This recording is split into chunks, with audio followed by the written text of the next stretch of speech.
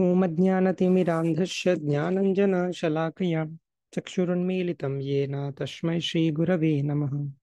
श्रीचैतन्यमनोभीष्टं स्थापितं येन भूतले स्वयं रूपकदा मह्यं ददाति स्वपदान्तिकं। वन्देऽहं श्रीगुरो श्रीयुतापदकमलं श्रीगुरून् वैष्णवांश्च श्रीरूपं साग्रजातं सहगणा रघुनाथान्वितं तं सजीवं साद्वैतं सावधूतं परिजनसहितं कृष्णचैतन्यदेवं श्रीराधाकृष्णपादान् सहगणा ललिता श्रीविशाखान्वितांश्च। नम ॐ विष्णुपादाय कृष्णपृष्ठाय भूतले श्रीमते भक्तिवेदान्तस्वामिनिति नामिने। नमस्ते सरस्वते देवे गौरवाणी प्रचारिणे निर्विशेषशून्यवादी पाश्चात्यदेशतारिणे। वाञ्छाकल्पतरुभ्यश्च कृपासिन्धुभ्य एव च पतितानां पावनेभ्यो वैष्णवेभ्यो नमो नमः। नमो महावदन्याय कृष्णप्रेमप्रदायते कृष्णाय कृष्णचैतन्य नाम्ने गौरत्से नमः। पञ्चतत्त्वात्मकं कृष्णं भक्तरूपस्वरूपकं भक्तावतारं भक्ताख्यं नमामि भक्तशक्तिकम्। हे कृष्ण करुणा सिंधो दीनबंधो जगतपते गोपेश गोपिकाकांत राधाकांत नमोस्तुते। तप्त कांचन गौरांगी राधे वृंदावनेश्वरी वृषभानुसुते देवी प्रणमामि हरिप्रिये। नीलाचला निवासाय नित्याय परमात्मने बलभद्र सुभद्राभ्यां जगन्नाथाय ते नमः। जय श्री कृष्ण चैतन्य प्रभु नित्यानंद श्री अद्वैत गदाधर शिवासादि गौर भक्त वृंद। हरे कृष्णा कृष्णा कृष्णा हरे हरे हरे राम राम राम हरे हरे। हरे कृष्णा। তো আজকে আমরা একটা ইন্টারেস্টিং ডিসকাশন করব। আমরা কন্টিনিউ করছি life and teachings of Lord Chaitanya, শিল প্রভুপাদের স্মল বুক এবং চৈতন্য চরিতামৃতের একটা স্মল ভার্সন বলা চলে এটাকে। তো চৈতন্য মহাপ্রভুর যে লাইফ এবং টিচিংস সেটা সংক্ষিপ্ত ফর্মে আমরা ডিসকাস করছি। তো এখন আমরা যে পর্যায়ে রয়েছি সেটা হচ্ছে সার্বভৌম ভট্টাচার্যের বাড়িতে রয়েছেন মহাপ্রভু, এবং সার্বভৌম ভট্টাচার্যের সাথে তার কিছু ডিসকাশন হচ্ছে। এবং সার্বভৌম ভট্টাচার্য তিনি মায়াবাদী ছিলেন, তো মহাপ্রভু সাথে তার মায়াবাদ নিয়েও ডিসকাশন হচ্ছে।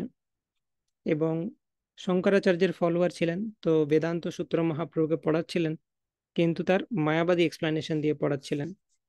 তো মহাপ্রভুকে শুনতে বলেছিলেন বলে মহাপ্রভু শুনছিলেন, কিন্তু মহাপ্রভু 7 দিন যাবৎ শুনছিলেন কিন্তু কোনো কথা বলেননি।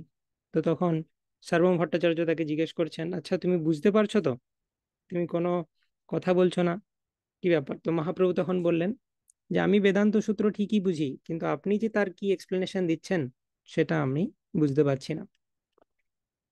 তো এটা খুব ইন্টারেস্টিং একটা কথা। এবং ভগবান তার বিভিন্ন অবতারে আসছেন, যেমন চৈতন্য মহাপ্রভুর এই যে অবতার সেটা তো মহাবদান্য অবতার। রূপ গোস্বামী আদি বিভিন্ন যারা মহাপ্রভু ফলোয়ার্স তারা বলছেন যে নমো মহাবদান্যায় কৃষ্ণ প্রেম প্রদায়তে কৃষ্ণায় কৃষ্ণ চৈতন্য নামনে গৌরত্বিষে নমঃ। অর্থাৎ এইরকম অবতার অভূতপূর্ব, আগে কোনোদিন এই ধরনের অবতার দেখা যায়নি।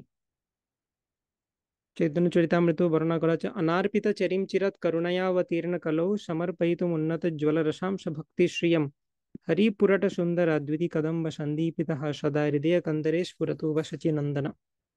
অর্থাৎ অনর্পিত চরিম চিরাত, চিরকাল ধরে একটা জিনিস যেটা দেওয়া হয়নি সেটা দেওয়ার জন্য মহাপ্রভু এসেছেন। তো এই অবতার অভূতপূর্ব। এবং এই যে মহাপ্রভুর যে পাস টাইমস সেটা রিলেটেড একটা খুব সুন্দর ভার্স দিয়ে আজকে আমরা ডিসকাশন স্টার্ট করব। সেটা চৈতন্য চরিতামৃতের আদি লীলাতে কৃষ্ণদাস কবিরাজ গোস্বামী কোট করেছেন।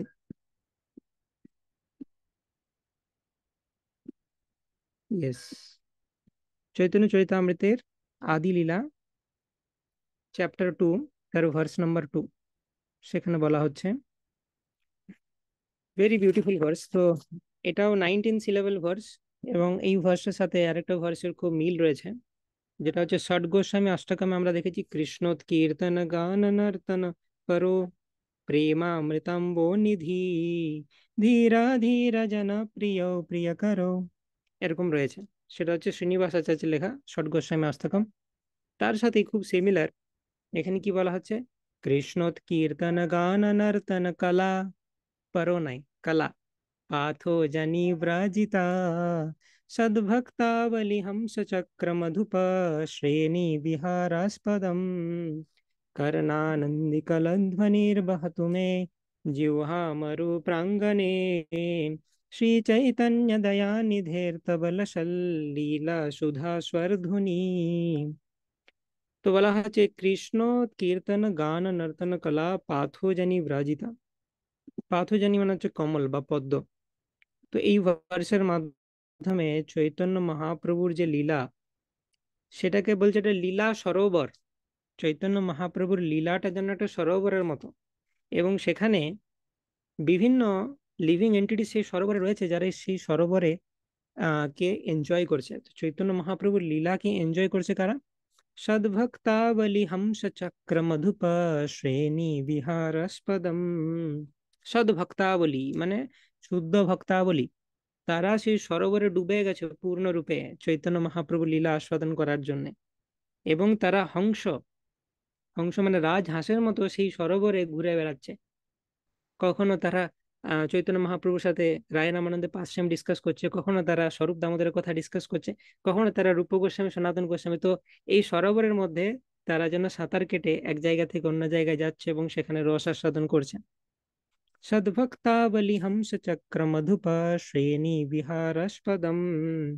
শুধু হংস নয়, চক্রবাক নামক পক্ষীরা, মধুপ অর্থাৎ ভ্রমরেরা, সেই সরোবরে বিভিন্ন জায়গায় পদ্ম ফুল ফুটে আছে।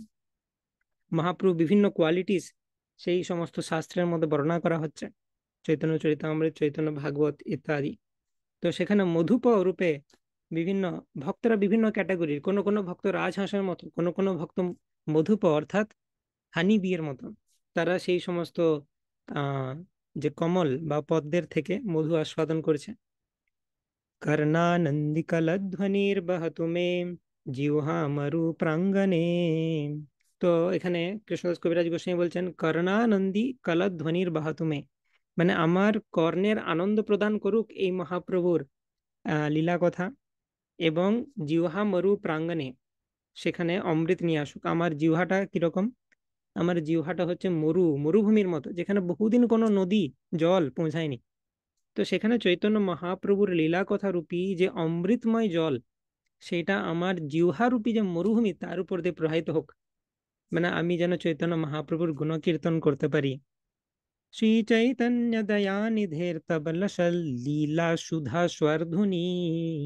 স্বরধ্বনি মানে হচ্ছে সুরধ্বনি বা গঙ্গা।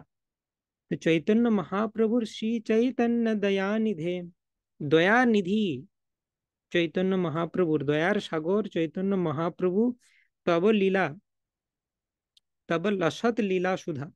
লসৎ মানে সমুজ্জ্বল, তোমার অত্যন্ত উজ্জ্বল লীলা, ব্রাইট সমস্ত লীলা তার সুধা অর্থাৎ অমৃত গঙ্গা রূপে আমার জিহ্বার মধ্যে দিয়ে প্রবাহিত হোক। সেই জন্যে তিনি চৈতন্য মহাপ্রভুর প্রার্থনা করছেন, চৈতন্য মহাপ্রভুকে, যে তোমার লীলা বর্ণনা করতে যাচ্ছি, আমার জিহ্বা তো মরু, সেখানে তো কোনো অমৃত তো দূরের কথা, কোনো সাধারণ জলই প্রবাহিত হয়নি। অর্থাৎ চৈতন্য চরিতামৃতের যিনি রচয়িতা কৃষ্ণদাস কবিরাজ গোস্বামী, তার এই ধরনের বিনয় ছিল। তিনি মনে করতেন যে আমি সব থেকে নীচ, পুরুষের কীট হইতে মুই সে লঘিষ্ঠ। যে বলছে আমার নাম যদি কেউ নেয় তাহলে তাকে নরক যেতে হবে, আমি এতটাই পাপিষ্ঠ। পুরুষের কীট হইতে মুই সে লঘিষ্ঠ, বিষ্ঠার কীটের থেকেও আমি নিচু। তো এটা হচ্ছে আমাদের আচার্যদের, তাদের হিউমিলিটি। তো সেই জন্য এই গৌর কথা ইজ ভেরি ইম্পর্টেন্ট। এই গৌর কথার মাধ্যমেই আমাদের সমস্ত আচার্যরা, তারা এই গৌর কথারূপী যে সলিল বা জলাশয়, সেখানে হংস চক্র মধুপ এই ধরনের বিভিন্ন ভাবে তারা সেটাকে আস্বাদন করেছেন। এবং আমাদেরকেও চেষ্টা করতে হবে যত বেশি করে আমরা চৈতন্য মহাপ্রভুর লীলা কথা আস্বাদন করতে পারি, সবসময় যেন সেটা নিয়ে চর্চা করতে পারি, সেটার মধ্যে অবগাহন করতে পারি, ডুবতে পারি বা স্নান করতে পারি সেই চৈতন্য মহাপ্রভুর লীলা কথা রূপী যে স্বরধ্বনি বা গঙ্গা নদীতে। তো এখানে আমরা যেটা ডিসকাস করেছিলাম এই চৈতন্য মহাপ্রভুর জীবন এবং শিক্ষাতে, তো আমরা দেখেছি সার্বভৌম ভট্টাচার্যের বাড়িতে মহাপ্রভু রয়েছেন, এবং আগের দিনে আমরা যে পয়েন্টে শেষ করি সেটা হচ্ছে যে 6টি প্রশ্ন এই মায়াবাদ সম্পর্কিত আহ সার্বভৌম ভট্টাচার্য যে বিভিন্ন ধরনের এক্সপ্লেনেশন দিচ্ছেন বেদান্ত সূত্রে, তো সেই বেদান্ত সূত্র মহাপ্রভু অ্যাকসেপ্ট করছেন না। তো সার্বভৌম ভট্টাচার্য মহাপ্রভুর প্রতি তার বাৎসল্য প্রেম ছিল। তিনি দেখছেন, তিনি মহাপ্রভুকে মহাপুরুষ রূপে তো অ্যাকসেপ্ট করেছিলেন, কিন্তু তিনি যে স্বয়ং কৃষ্ণ, তিনি যে স্বয়ং পরমেশ্বর ভগবান, এটা তিনি অ্যাকসেপ্ট করতে পারেননি। ওকে, তো সেই কারণে কি হয়েছিল, তিনি মহাপ্রভুকে বলেন যে তুমি কম বয়সে সন্ন্যাস নিয়ে নিয়েছো, তুমি সন্ন্যাস রাখতে পারবে কিনা জানি না, মাত্র 24 বছর বয়স। তো তোমার কি করা উচিত, তুমি বেদান্ত পড়ো, সন্ন্যাসীর কর্তব্য হচ্ছে বেদান্ত পড়া, তোমার বেদান্ত সম্বন্ধে যথেষ্ট জ্ঞান নেই, সেই জন্য তুমি এরকম নিত্য কীর্তন করে পাগলের মতো উন্মাদের মতো তুমি ঘুরে বেড়াচ্ছ, সারাদিন নাচ গান করছো, সন্ন্যাসীর এগুলো শোভা পায় নাকি? তো যদিও অ্যাকচুয়ালি সন্ন্যাসীর এগুলোই শোভা পায়, শ্রীমদ্ ভাগবতমও রয়েছে যে আমরা দেখছিলাম যে মহাপ্রভু কোট করে বলছেন যে যেখান থেকে আহ নিমি নবযোগেন্দ্র সংবাদ, সেখানে বলা হচ্ছে যে একটা ডিভোটির সিমটম হচ্ছে সে নৃত্য গীতে ভগবানের নাম সংকীর্তন করবে এবং উন্মাদের মতো সে নৃত্য করবে এবং তার বাহ্যিক জ্ঞান থাকবে না, সেটাই হচ্ছে অ্যাকচুয়াল ট্রু সন্ন্যাসীর লক্ষণ। তো যাই হোক, সেটা সার্বভৌম ভট্টাচার্য বুঝতে পারেননি, কারণ তিনি রসকসহীন বেদান্ত পড়ছেন, শাস্ত্রের সার জানলে তিনি তো আর মায়াবাদী থাকতেন না।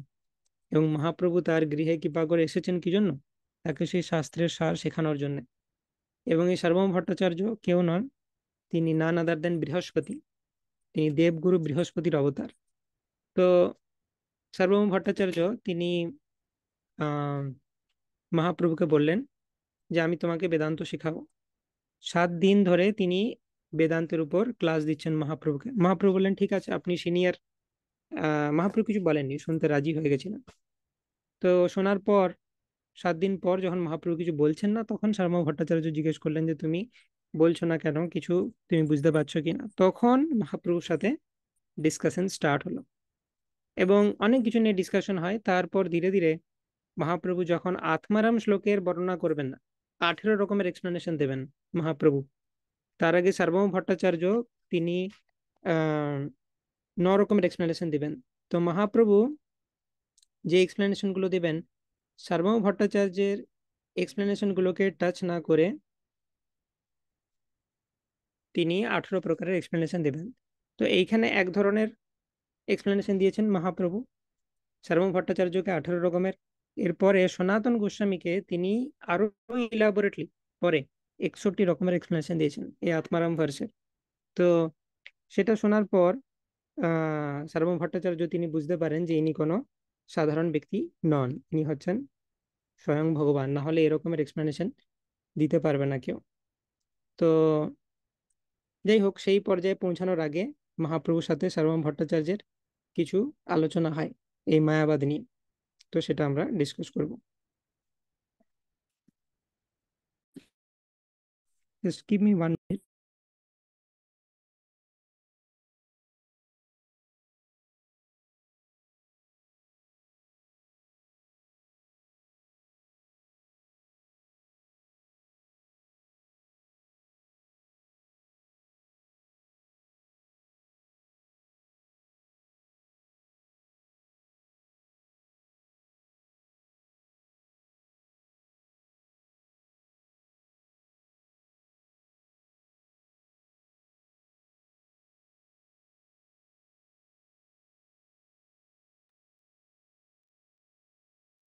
ওকে, আচ্ছা, মিটে দেখাও যাচ্ছিল না, তো let me share again.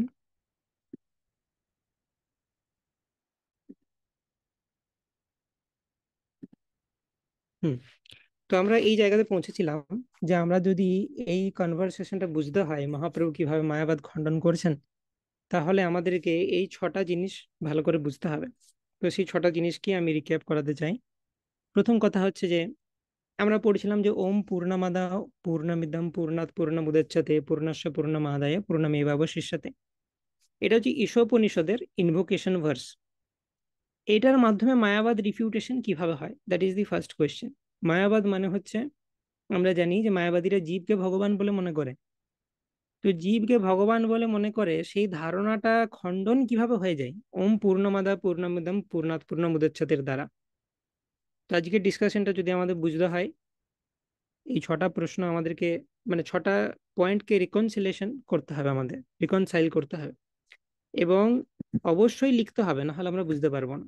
So notes is very very important আজকের জন্য। ঠিক আছে, আমি বলে দেবো যে কি লিখতে হবে। তো সেটা আমরা যদি বুঝি এবং লিখি তাহলে এই ডিসকাশনটা বোঝা যাবে। নেক্সট পয়েন্ট হচ্ছে, শঙ্করাচার্য তার এক্সপ্লেনেশনের মাধ্যমে ব্যাসদেবকে ভ্রান্ত কেন বলছেন। ব্যাসদেব এমন কি বলেছেন যেটা শঙ্করাচার্যের সাথে মিলছে না, সেই জিনিসটা আমরা জানবো। নেক্সট হচ্ছে, জগৎকে মিথ্যা কেন বলছেন শঙ্করাচার্য। ব্রহ্ম সত্য, জগৎ মিথ্যা, এটা হচ্ছে মায়াবাদের একটা স্টেটমেন্ট, এটা কেন বলা হচ্ছে। 4 নম্বর হচ্ছে, ওং আর তত্ত্বমসি নিয়ে কি ব্যাপার। সবাই দোষ দিচ্ছে বৈষ্ণবেরা শঙ্করাচার্যকে, এই যে শঙ্করাচার্য ওমকে প্রায়োরিটি না দিয়ে তত্ত্বমসিকে প্রায়োরিটি দিয়েছেন, তত্ত্বমসিকে মহাবাক্য বলছেন, কেন এরকম করলেন, আর তাতে বৈষ্ণবদের প্রবলেমটাই বা কি। অল দিস থিংস আমাদেরকে বুঝতে হবে। সম্বন্ধ অভিধেয় প্রয়োজন তত্ত্ব, এটা কমপ্লিটলি রিলেটেড নয়, কিন্তু তবু আমরা এইখানে আলোচনা করব যে অ্যাকচুয়াল সম্বন্ধ অভিধেয় প্রয়োজন তত্ত্ব মানে আমাকে বৈষ্ণব ফিলসফি জানতে হবে। তো বৈষ্ণব ফিলসফির যে এসেন্স সেটা হচ্ছে সম্বন্ধ অভিধেয় প্রয়োজন। তো দুটো আলাদা ফিলসফি, মায়াবাদ ফিলসফি এবং বৈষ্ণব ফিলসফি, এই দুটো কমপ্লিটলি ডিফারেন্ট। নেক্সট হচ্ছে, মায়াবাদ কেন প্রচ্ছন্ন বৌদ্ধবাদ, সেটা আমরা জানবো। শিবজিকে যখন কৃষ্ণ নির্দেশ দিয়েছিলেন যে তুমি কলিযুগে গিয়ে মায়াবাদ প্রচার করো, এবং যারা মানে ভগবান হতে চায় তাদেরকে তুমি মোহিত করো, যে তোমার দলে টেনে নাও, অসুর মোহন লীলা, এটা ভগবানের এক ধরনের। তো সেখানে শিবজি পার্বতী দেবীকে বলছে যে, এ দেবী, ভগবান আমাকে একটা খুব ডিফিকাল্ট টাস্ক দিয়েছেন। মায়াবাদম অসৎ শাস্ত্রম প্রচ্ছন্নম বৌদ্ধমুচ্যতে ময়ৈব বিহিতম দেবী কালো ব্রাহ্মণ রূপিনা। তো কলিযুগে ব্রাহ্মণ রূপে আমাকে এই মায়াবাদ রূপী যে অসৎ শাস্ত্র তার প্রচার করতে হবে। তো শিবজি নিজে বলছেন মায়াবাদ ইজ অসৎ শাস্ত্র, মানে আমি যে টিচিংসটা দেবো সেটা ভুল, কিন্তু আমাকে এটা করতে হবে, কারণ ভগবান নির্দেশ দিয়েছেন। মায়াবাদম অসৎ শাস্ত্রম প্রচ্ছন্নম বৌদ্ধমুচ্যতে, এটা হচ্ছে প্রচ্ছন্ন বৌদ্ধবাদ। তো কেন মায়াবাদকে প্রচ্ছন্ন বৌদ্ধবাদ বলা কেন হচ্ছে, বৌদ্ধবাদের সাথে মায়াবাদের কি সম্পর্ক, এটা কিছুটা আলোচনা করেছিলাম আমরা গোলকাচট সেমিনারে। তো এই ছটা জিনিস পয়েন্ট যদি আমরা বুঝতে পারি, দেন আমাদের একটা সাউন্ড আন্ডারস্ট্যান্ডিং হবে মায়াবাদের, বা এই রিলেটেড যে টেকনিক্যাল জিনিস সেগুলো পড়লে আমরা বুঝতে পারবো অ্যাটলিস্ট। তো এইটা প্রপারলি বোঝার জন্য আমাদেরকে চলে যেতে হবে চৈতন্য চরিতামৃতের আদি লীলার 7ম অধ্যায়। সেখানে আরেকটা এপিসোড ডিসকাস হচ্ছে। এই মায়াবাদ নিয়ে মহাপ্রভু দুবার বসেছিলেন, একবার হচ্ছে সার্বভৌম ভট্টাচার্যের সাথে প্রমিনেন্টলি, আরেকবার প্রকাশানন্দ সরস্বতীর সাথে। এই প্রকাশানন্দ সরস্বতীকে, তিনি হচ্ছেন বারাণসীর মায়াবাদী গ্রুপ। বারাণসীতে মহাপ্রভু অবস্থানকালে আমরা দেখবো, সেখানে চৈতন্য চরিতামৃত থেকে পড়বো আজকে আমরা, আজকে এটা নিয়ে ডিসকাস হবে। তো সেইখানে প্রকাশানন্দের সাথে মহাপ্রভু কিছু কথোপকথন হয়। তো সেইখানে এই সমস্ত তত্ত্বগুলো খুব ভালো করে বর্ণনা করা হয়েছে। যদিও সার্বভৌমের সাথে যে ডিসকাশন সেখানে এত ডিটেলস দেওয়া নেই চৈতন্য চরিতামৃতে, কিন্তু প্রকাশানন্দের সাথে ডিসকাশনে দেওয়া আছে, কিন্তু সেম জিনিস বলে আমরা ওইটা আলোচনা করব এবং বোঝার চেষ্টা করব যে কি হচ্ছে ব্যাপারটা পুরো। এখানে অনেকগুলো কোয়েশ্চেন রয়েছে যেগুলো আমাদের জানতে হবে। So let's move on to Prakashananda সরস্বতীর সাথে মহাপ্রভুর যে ডিসকাশন হয়।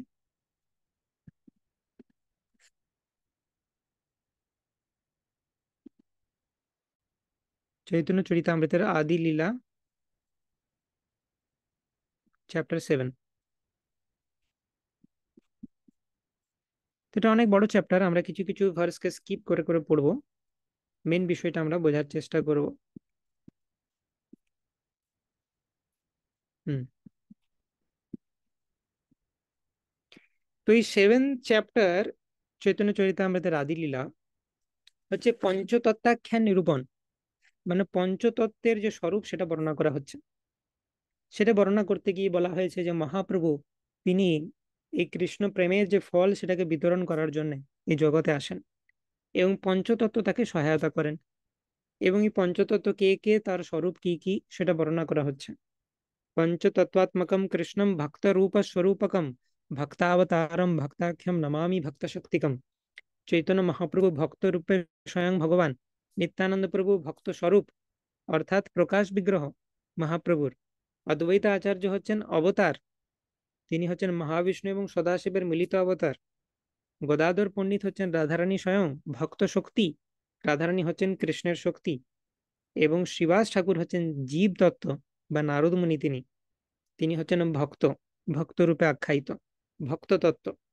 তো মহাপ্রভু হচ্ছেন ঈশ্বর তত্ত্ব, নিত্যানন্দ প্রভু হচ্ছেন প্রকাশ তত্ত্ব, অদ্বৈত আচার্য হচ্ছেন অবতার তত্ত্ব, গদাধর পণ্ডিত হচ্ছেন শক্তি তত্ত্ব এবং শ্রীবাস ঠাকুর হচ্ছেন ভক্ত তত্ত্ব। তো এই হচ্ছে পঞ্চতত্ত্ব। সেই পঞ্চতত্ত্ব মহাপ্রভুকে কি করেন? কৃষ্ণ প্রেমের ফল বিতরণ করাতে সহায়তা করেন। তো এখন মহাপ্রভু যখন বৃন্দাবন যাচ্ছিলেন সেই সময়কার কাহিনী এটা। সেই সময়তে কি হয়, বৃন্দাবন যাইতে প্রভু রহিলা কাশিতে, মায়াবাদী গণ তারে লাগিল নিন্দিতে। সন্ন্যাসী হইয়া করেন গায়ন নাচন, না করে বেদান্ত পাঠ করে সংকীর্তন। সেম কমপ্লেন, যেমন সর্বম ভট্টাচার্য বলছেন কি তুমি শুধু নাচ গান জুড়েছো সন্ন্যাসী হয়ে।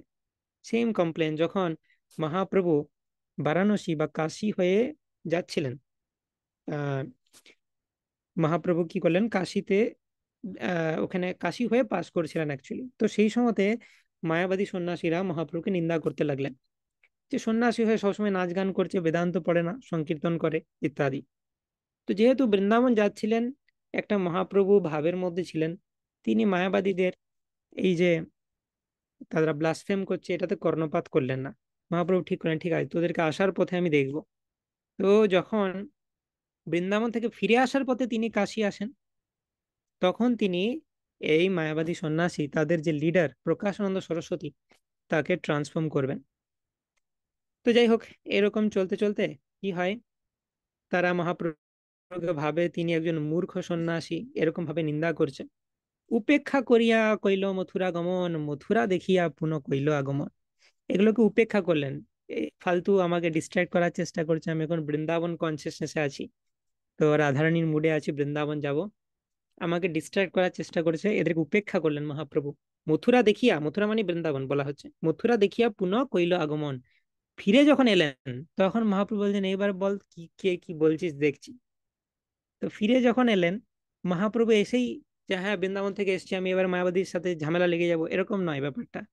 তো মহাপ্রভু একটা লীলা রচনা করছেন সেখানে, যে কিভাবে তিনি মায়াবাদীদেরকে ট্রান্সফর্ম করবেন। কাশীতে লেখক শূদ্র শ্রীচন্দ্র শেখর, তার ঘরে রহিলা প্রভু স্বতন্ত্র ঈশ্বর।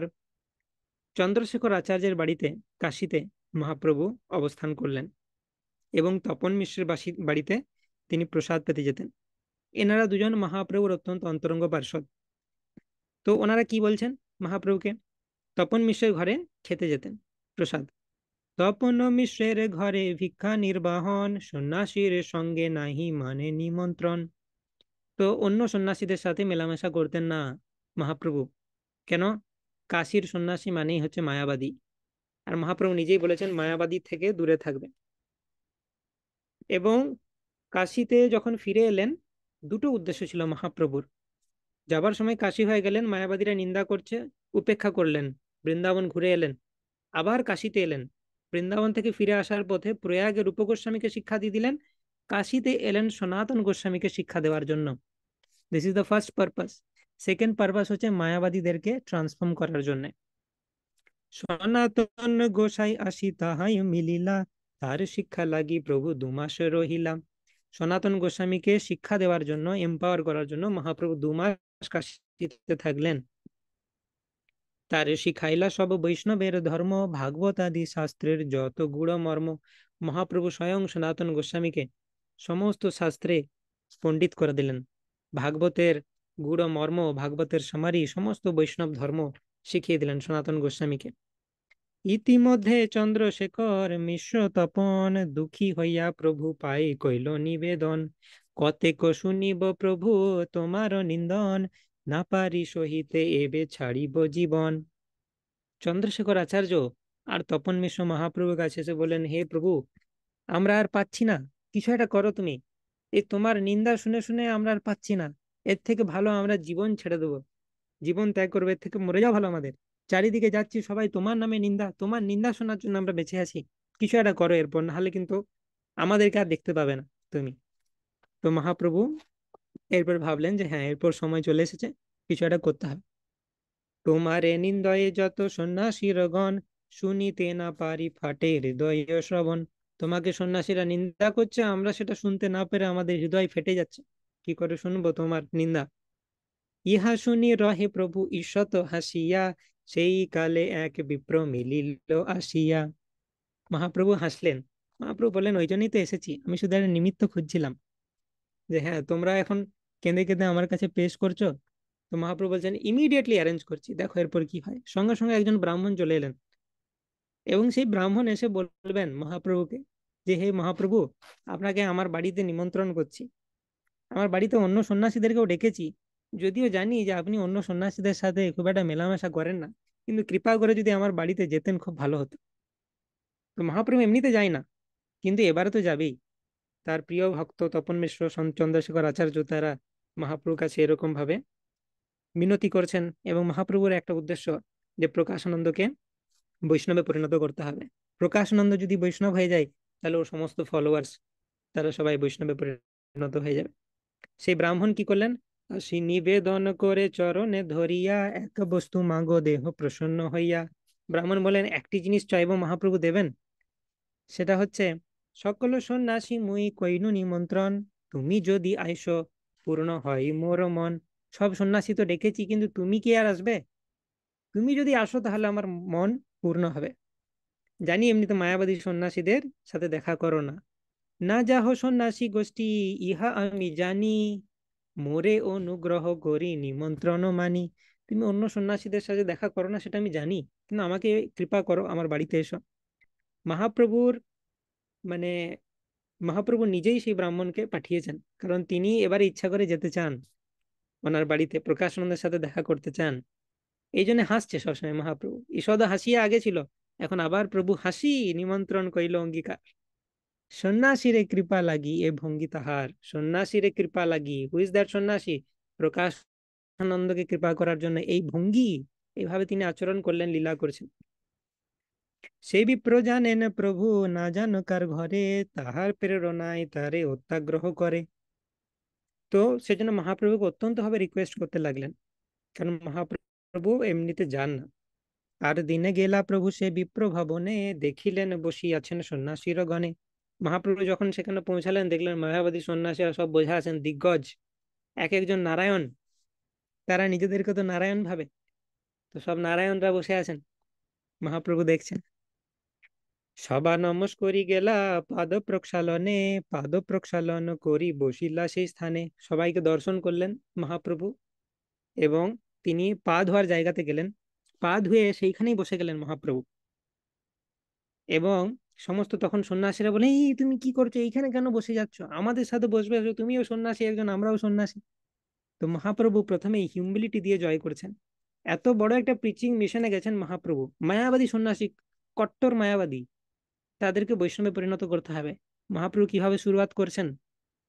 মহাপ্রভু হচ্ছেন আচার্য, আমাদেরকে নিজের আচরণের মাধ্যমে শেখাচ্ছেন, যখনই কোনো বড় প্রিচিং মিশনে যাব, কারোর হৃদয় ট্রান্সফর্ম করতে হবে, শুধু শাস্ত্র জ্ঞান থাকলেই সাফিসিয়েন্ট নয়, হিউমিলিটি থাকতে হবে। তো মহাপ্রভু প্রথমেই হিউমিলিটি দেখাচ্ছেন। তো সেটা আমি শেয়ার করতে চাই, একটা খুব সুন্দর পেন্টিং রয়েছে, চৈতন্য মহাপ্রভু এন্ড প্রকাশানন্দ।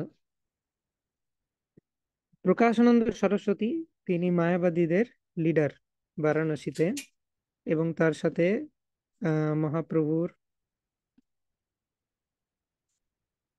দেখা হচ্ছে। তো এইরকম দেখতে জিনিসটা। ইয়েস। ওকে, আশা করি এটা দেখা যাচ্ছে। এখানে চৈতন্য মহাপ্রভু বসে আছেন এবং এই জায়গাটা একটু নিচু, সেটা আমরা দেখতে পাচ্ছি। চৈতন্য মহাপ্রভু যেখানে বসে আছেন সেই জায়গাটা হচ্ছে নিচু, পা ধোয়ার জায়গা। আর মায়াবাদী সন্ন্যাসীরা ওরা উপরে ছিল। ঠিক আছে। তো চৈতন্য মহাপ্রভু পা ধুয়ে ওইখানেই বসে গেছেন। তো প্রকাশানন্দ সরস্বতী নিজে এসে হাতে ধরে মহাপ্রভুকে নিয়ে যাচ্ছেন। তো হিউমিলিটি প্রথমে, এবং প্রকাশানন্দ কি বলবে সেটা আমরা দেখব মহাপ্রভুকে। তো যাই হোক, প্রথমে তার হিউমিলিটি দিয়ে ওনাদের হৃদয় জয় করছেন। এটা কেন ইম্পর্টেন্ট? আমি যদি প্রথমেই তাদের সাথে বাক বিতণ্ডা শুরু করে দিই, তাহলে ওরা আমার কথা শুনবেই না, ওরা ডিফেন্সিভ মোডে চলে আসবে, যা হোক করে আমাকে হারাতে হবে। মানে যদি আমি কারোর সাথে প্রথমেই গিয়ে তাকে ক্রিটিসাইজ করতে আরম্ভ করে দিই, তাহলে কি হবে? সে বুঝে নিবে যে আমি এসছি একটাই উদ্দেশ্য, তাকে হারানোর জন্য। তো সেও সঙ্গে সঙ্গে ডিফেন্সিভ মুডে চলে আসবে এবং সে কোনো কথা শুনবে না আমার। তার একটাই উদ্দেশ্য থাকবে, এ যা বলবে ওটাকে অপোজ করতে হবে। তো সেই জন্য হিউমিলিটিটা ইম্পর্টেন্ট। প্রথমে আমরা যাকে কনভিন্স করতে যাচ্ছি তাকে সাপোর্ট করতে হবে। প্রথমে ভুল কিছু বললেও তাকে হ্যাঁ হ্যাঁ দিয়ে সাপোর্ট করতে হবে কিছু। ঠিক আছে। তারপর ধীরে ধীরে বলতে হবে, কিন্তু হ্যাঁ এই জায়গাটাতে একটু এরকম করা যেতে পারে, অ্যাকচুয়ালি শাস্ত্রে এরকম লেখা থাকে। যেমন বিভিন্ন কেউ যদি ডেমিগড ওয়ার্শিপ করে, হ্যাঁ, তো আমি যদি প্রথমে বলে দিয়ে যে ছি ছি, তোমার নিয়ে কৃষ্ণ কি বলেছে জানো গীতাতে? কাম ইস্তা ইস্তা হৃতা জ্ঞান প্রপদ্যন্তে অন্ন দেবতা তম তম নিয়ম আস্থায় প্রকৃত নিয়ত স্বয়া। কত শুনবো, অন্তবত্তু ফলম তেষাম তদ্ভবতি অল্প মেধসাম। অল্প বুদ্ধি তোমার, আগেই জানতাম অল্প বুদ্ধি, আর তোমার এই কাজ দিয়ে তুমি আরো প্রমাণ করে দিলে। ভগবান কৃষ্ণ পর্যন্ত বলছে। তো এইরকম ভাবে যদি আমরা শুরু করি, সে প্রথমেই চেষ্টা করবে যা হোক করে আমাকে বাঁচাতে হবে, এ আমাকে অ্যাকিউজ করছে। তো তো সঙ্গে সঙ্গে সে ডিফেন্সিভ মোডে চলে আসবে, সে আমার কোনো কথা শুনবে না। তো সেই জন্য এই জিনিসটা ইম্পর্টেন্ট, মহাপ্রভু সেই স্ট্র্যাটেজি আমাদের দেখাচ্ছেন। Let's go back to Chaitanya Charitamrita Adi Lila chapter 7। তো সেখানে মহাপ্রভু বসতেই কি হলো? বসিয়া করিলা কিছু ঐশ্বর্য প্রকাশ, মহাতেজময় বপু কোটি সূর্যাভাস। কোটি কোটি সূর্যের মতো তেজ মহাপ্রভু শরীর থেকে নির্গত হচ্ছে। এবং সমস্ত আহ মায়াবাদী সন্ন্যাসীরা তারা অদ্ভুত ভাবে অবাক হয়ে গেছে যে এরকম সন্ন্যাসী, এত তেজ প্রভাবে আকর্ষিল সব সন্ন্যাসীর মন। উঠিল সন্ন্যাসী সব ছাড়িয়া আসন। তারা আসন ছেড়ে উঠে বসলেন এবং তারা মহাপ্রভুর কাছে এলেন। তারা এসে মহাপ্রভুকে সম্মান করে নিয়ে যাচ্ছেন। প্রকাশানন্দ নামে এক সন্ন্যাসী প্রধান প্রভুকে কহিল কিছু করিয়া সম্মান। প্রকাশানন্দ সরস্বতী মহাপ্রভুকে বলছেন, ইহা আইসো শুনহ শ্রীপাদ, অপবিত্র স্থানে বৈশ কিবা অবসাদ। বলছি কি কি হয়েছে তোমার? এত মন খারাপ নাকি? তুমি এরকম অবসাদগ্রস্ত হয়ে পা ধোয়া জায়গাতে বসে আছো? ইহা এসো, এখানে উঠে এসো। তুমি তো আমাদের গোত্রেরই সন্ন্যাসী, তুমি তো ভারতীয় সম্প্রদায়ের সন্ন্যাস গ্রহণ করেছো। তোমার সন্ন্যাস তো মায়াবাদী সন্ন্যাস। তো আমাদের গোষ্ঠী হয়, আমাদের সাথে খোঁজ খবর রাখছো না, কি ব্যাপার তোমার? আর তুমি নেচে গিয়ে বেড়াচ্ছ। তারা থোড়ি জানে যে কেশব ভারতীর কাছ থেকে সন্ন্যাস গ্রহণ করলেও মহাপ্রভু বৈষ্ণব সন্ন্যাস গ্রহণ করেছেন। আমরা সেই স্থান কৃষ্ণ যদি কৃপা করেন দেখতে পাবো। তো কেশব ভারতীকে মহাপ্রভু প্রথমে সন্ন্যাস মন্ত্র দিলেন। তারপর কেশব ভারতী মহাপ্রভুকে সেই মন্ত্র কানে দিলেন। অর্থাৎ তিনি মায়াবাদী সন্ন্যাস গ্রহণ করেননি, তিনি বৈষ্ণব সন্ন্যাসী গ্রহণ করেছেন। মহাপ্রভু আগে কেশব ভারতীকে বৈষ্ণব সন্ন্যাসের মন্ত্র দিয়েছিলেন, তারপর তার কাছ থেকে সন্ন্যাস মন্ত্র নিয়েছিলেন। প্রভু কহে, আমি হই হীন সম্প্রদায়, তোমা সবার সবাই বসিতে না জুজাই। আমি তো লোক মানে সম্প্রদায় সন্ন্যাস গ্রহণ করেছি, ভারতী। তোমরা সরস্বতী, প্রকাশানন্দ সরস্বতী, তো তোমরা উচ্চ সম্প্রদায়ের সন্ন্যাসী, তাই আমি কি করে বসি বলো তোমাদের সাথে? এবার মহাপ্রভু হিউমিলিটি প্রকাশ করছেন। আপনে প্রকাশানন্দ হাতেতে ধরিয়া বসাইলে সভা মধ্যে সম্মান করিয়া।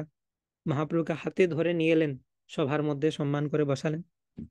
পুছিল তোমার নাম শ্রীকৃষ্ণ চৈতন্য, কেশব ভারতীর শিষ্য তাতে তুমি ধন্য। তোমার নাম তো শ্রীকৃষ্ণ চৈতন্য, তুমি কেশব ভারতীর শিষ্য, ধন্য ধন্য।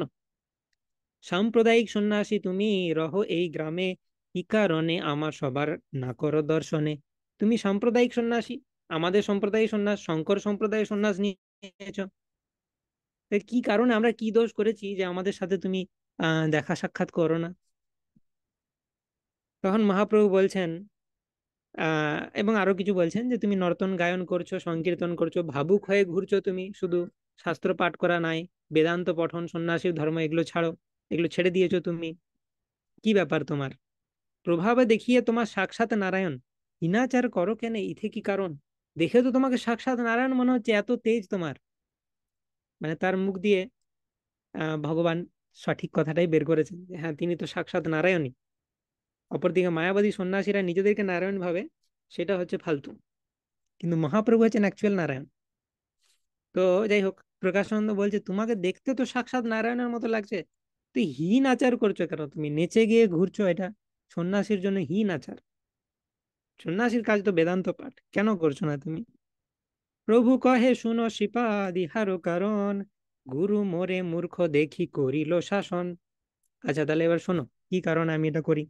হে শ্রীপাদ, আমার গুরু আমাকে দেখলেন আমি হচ্ছি মহামূর্খ, দিয়ে আমাকে শাসন করলেন, কি বললেন? মূর্খ তুমি, তোমার নাহিক বেদান্তাধিকার, কৃষ্ণ মন্ত্র জপ সদা এই মন্ত্র সার। মহাপ্রভু বলছেন আমার গুরু আমাকে বকে এরকম বলেছেন যে তুমি মূর্খ, তোমার বেদান্ত পড়ার অধিকার নাই, তাই তুমি কৃষ্ণ মন্ত্র জপ কর। কিন্তু মহাপ্রভু কি বোঝাতে চাইছেন? মহাপ্রভু মোটেই মূর্খ নন, এবং তার বেদান্ত পড়ার অধিকার নেই তাও নয়, তিনি বেদান্তের সবই জানেন। মহাপ্রভু বোঝাতে চাইছেন যে আমি বেদান্ত পড়ে কি করব, আমি বেদান্তের সার যেটা সেটা তো জানি। কৃষ্ণ মন্ত্র জপ করা বেদান্তের সার, সেইটা আমাকে গুরু বলেছেন, এই মন্ত্র সার, সেটা বলবেন। মহাপ্রভু হাম্বলি শুরুয়াত করলেও ডোন্ট ওয়ারি, তার যে চৈতন্য সিংহ রূপ সেটা প্রকাশ পাবে ধীরে ধীরে, এবং মায়াবাদী সন্ন্যাসীরা তার পায়ে লুটিয়ে পড়বে। কৃষ্ণ মন্ত্র হইতে হবে সংসার মোচন, কৃষ্ণ নাম হইতে পাবে কৃষ্ণের চরণ। তো কৃষ্ণ মন্ত্র থেকেই সংসার মোচন হবে, এবং কৃষ্ণ নাম থেকেই কৃষ্ণের চরণ পাবে সবাই। নাম বিনা কলিকারে নাহি ধর্ম আর, সর্বমন্ত্র সার নাম এই শাস্ত্র মর্ম, নাহি আর ধর্ম সর্বমন্ত্র না সার নাম এই শাস্ত্র মর্ম। তো শাস্ত্রের মর্ম হচ্ছে এই নাম, নাম বিনা কলিকারে আর ধর্ম নেই। তো মহাপ্রভু অলরেডি স্টার্টেড প্রিচিং, ওদেরকে বোঝাচ্ছে তোমরা নাম করো না কেন, কলিকালের তো এটাই ধর্ম। মহাপ্রভু অলরেডি ডিফেন্স থেকে অ্যাটাকিং মোডে যাচ্ছেন।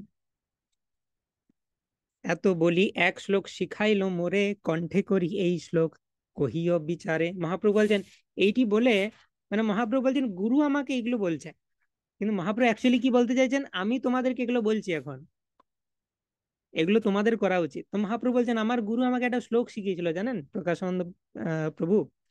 তো কি শ্লোক? হরের নাম হরের নাম ইব কেবলম, কলো নাস্তেব নাস্তেব নাস্তেব গতিরন্যথা। মানে মহাপ্রভু বলছেন আমাকে গুরু শিখিয়েছিল, আপনাকে আমি কিছু বলছি না, এটা আমার জন্য, আপনারা তো অনেক বড়। কিন্তু মহাপ্রভু অ্যাকচুয়ালি বলতে চাইছেন এইটা কি তুমি শাস্ত্রে পড়েছ? এই শ্লোকটা তোমার মনে নাই শাস্ত্রের? এত শাস্ত্রজ্ঞ বেদান্ত পণ্ডিত যে তুমি, তাহলে এই শ্লোকটা পড়নি তুমি? অর্থাৎ কলিযুগে হরিনাম ছাড়া অন্য কোনো উপায় নেই। প্রকাশানন্দ চুপ। এই আজ্ঞা পাইয়া নাম লই অনুক্ষণ, নাম লইতে লইতে মোর ভ্রান্ত হইল মন। তো গুরু যেহেতু আমাকে এই আজ্ঞা দিয়েছে, সেই আজ্ঞার আমি পালন করছি, নাম নিতে নিতে আমি ধীরে ধীরে পাগল হয়ে গেলাম। এরপর থেকে আমি হরিনাম সংকীর্তনে উন্মত্ত, কখনো হাসি, কখনো কাঁদি, কখনো নাচি গাই, মদমত্ত হয়ে ঘুরি। এরপরে আমার কৃষ্ণ নামে জ্ঞানাচ্ছন্ন হয়, আমি মাঝে মধ্যে অজ্ঞান হয়ে পড়ে যাই, কৃষ্ণ নাম করতে করতে পাগল হয়ে যাই আমি, ইত্যাদি ইত্যাদি বলছে। ঠিক আছে। তো আমি গুরুকে ফিরে যেয়ে বলেছিলাম যে কিবা মন্ত্র দিলা গোসাই, কিবা তার বল, জপিতে জপিতে মন্ত্র করিল পাগল। যে কি এমন মন্ত্র দিয়েছো, আমি জপতে জপতে পাগল হয়ে গেলাম আমি। তো এইভাবে কৃষ্ণ নামের যে মহিমা সেটা মহাপ্রভু বর্ণনা করছেন প্রকাশানন্দকে। কৃষ্ণ বিষয়ক প্রেমা পরম পুরুষার্থ, যার আগে তৃণতুল্য চারি পুরুষার্থ, ধর্ম অর্থ কাম ও মোক্ষ ইনসিগনিফিকেন্ট ইন কম্পেয়ার টু এই কৃষ্ণ প্রেম বিষয়ক প্রেমা। পঞ্চম পুরুষার্থ কৃষ্ণ প্রেম, হরিনাম দিতে পারে আমাদেরকে, যার সামনে ধর্ম অর্থ কাম ও মোক্ষ ইনসিগনিফিক্যান্ট হয়ে যায়। কৃষ্ণ নামের ফল হচ্ছে এই প্রেম, প্রেমের স্বভাব ইত্যাদি বর্ণনা করছেন, এবং প্রেমের বিভিন্ন বিকার, অষ্টসাত্ত্বিক বিকার আসছে মহাপ্রভুর শরীরে, সেগুলো বর্ণনা করা হচ্ছে। ভালো হইল পাইলে তুমি পরম পুরুষার্থ, তোমার প্রেমেতে আমি হইলাম কৃতার্থ। তো মহাপ্রভু বলছেন দিয়ে আমার গুরু কি বললেন, যে ভালো হইলো তুমি পরম পুরুষার্থ পেলে, কৃষ্ণ প্রেম প্রাপ্ত হয়েছে তুমি, তোমার প্রেমেতে আমি হইলাম কৃতার্থ। তা আমার গুরু তারপর আমাকে সাবাসি দিলেন যে সাবাস বেটা, তুমি কৃষ্ণ প্রেম লাভ করেছো। নাচো গাও ভক্ত সঙ্গে করো সংকীর্তন, কৃষ্ণ নাম উপদেশী তারও সর্বজন। ভক্ত সঙ্গেই নাচো এবং হরিনাম সংকীর্তন করো এবং কৃষ্ণ নাম উপদেশ করো সবাইকে, এবং সবাইকে উদ্ধার করো তারও সর্বজন। তো এইভাবে মহাপ্রভু বললেন আমাকে গুরু এইগুলো বলেছে, কিন্তু তার মাধ্যমে ছলে বলে কৌশলে মহাপ্রভু প্রকাশানন্দকে শিখিয়ে দিলেন শাস্ত্রের সার কি। তারপর প্রকাশানন্দ বলছেন জানেন, আরেকটা শ্লোক শিখিয়েছিল আমাকে আমার গুরুদেব। তার মানে কি, প্রকাশানন্দ আরো শুনো শাস্ত্রে কি বলা হচ্ছে। ভাগবতের এই সার বলে বারে বারে, एवं व्रत स्वप्रिय नाम कीर्त्या जातानुराग द्रुत चित्त उच्चैः हसत्यथो रोदति রৌতিগায় তুন্মাদবন্রেততি লোক বাহ্য। এই শ্লোকটার কথাই বলছিলাম যে নিবি নবযোগেন্দ্র সংবাদে বর্ণনা করা হচ্ছে যে কেউ যখন ভক্তি মার্গে যথার্থ উন্নতি সাধন করে এবং তার অতি প্রিয় ভগবানের দিব্য নাম কীর্তন করে আনন্দমগ্ন হন, তখন তিনি অত্যন্ত উত্তেজিত হয়ে উচ্চস্বরে ভগবানের নাম কীর্তন করেন। তিনি কখনো হাসেন, কখনো কাঁদেন এবং কখনো উন্মাদের মতো নৃত্য করেন। বাইরের লোকেরা কে কি বলে সে সম্বন্ধে তার কোনো জ্ঞান থাকে না। তো তোমরা মায়াবাদী সন্ন্যাসীরা আমাকে কি বলছো, আমি সেগুলো কেয়ার করি না, ভাগবতে বলা আছে। তো এইভাবে বিভিন্ন কোর্স করছেন, বিভিন্ন ভার্স ভাগবত থেকে, বেদিক স্ক্রিপচার্স থেকে। তো সেই জন্য আমি এইগুলো কীর্তন করি আমার গুরুদেবের নির্দেশ অনুসারে। এইভাবে অলরেডি প্রকাশানন্দকে তিনি শিখিয়ে দিলেন। আরো বিভিন্ন শ্লোক তিনি বর্ণনা করেছেন। তো মিষ্টি বাক্যে খুব মানে সুইটলি তিনি প্রকাশানন্দকে বলছেন যে আমাকে আমার গুরু কি বলেছে, কিন্তু তার মাধ্যমে এই প্রকাশানন্দকে তিনি বুঝিয়ে দিলেন যে আমার এই সমস্ত অ্যাক্টিভিটিসই শাস্ত্রসঙ্গত। এমন ভেবো না যে আমি নেচে গিয়ে বেড়াচ্ছি উন্মাদের মতো আর তোমরাই একা বেদান্ত পড়ছো। শাস্ত্রের সারই হচ্ছে এটা, যে হরিনাম সংকীর্তন করো এবং নিত্য গীত কীর্তন করো।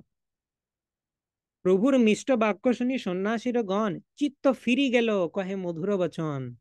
মহাপ্রভুর কাছ থেকে এগুলো শোনার পর তাদের হৃদয় ট্রান্সফর্ম হয়ে গেল এবং তখন সন্ন্যাসীরাও মধুর বচন বলতে আরম্ভ করলো।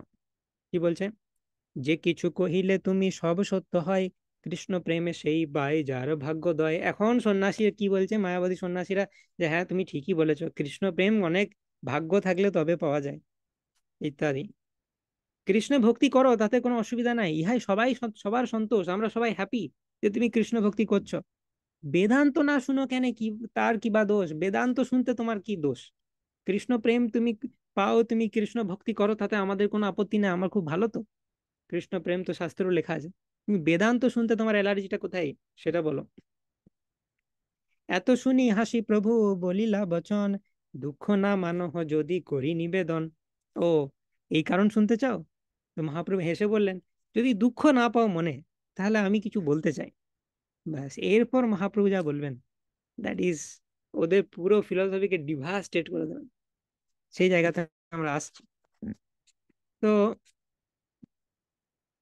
তারপর মহাপ্রভু বলছেন, ইহা শুনি বলে সর্ব সন্ন্যাসীরগণ, তোমাকে দেখিয়ে জৈথি সাক্ষাৎ নারায়ণ। তুমি তো সাক্ষাৎ নারায়ণের মতোই দেখতে। তোমারও বচন শুনি জুড়ায় শ্রবণ, তোমারও মাধুরী দেখি জুড়ায় নয়ন। তোমার কথা শুনে আমাদের শ্রবণেন্দ্রিয় জুড়িয়ে যাচ্ছে, তোমার মাধুরী দেহের সৌন্দর্য দেখে আমাদের চোখ জুড়িয়ে যাচ্ছে। তো বলতে কেন অসুবিধা, তুমি বলো।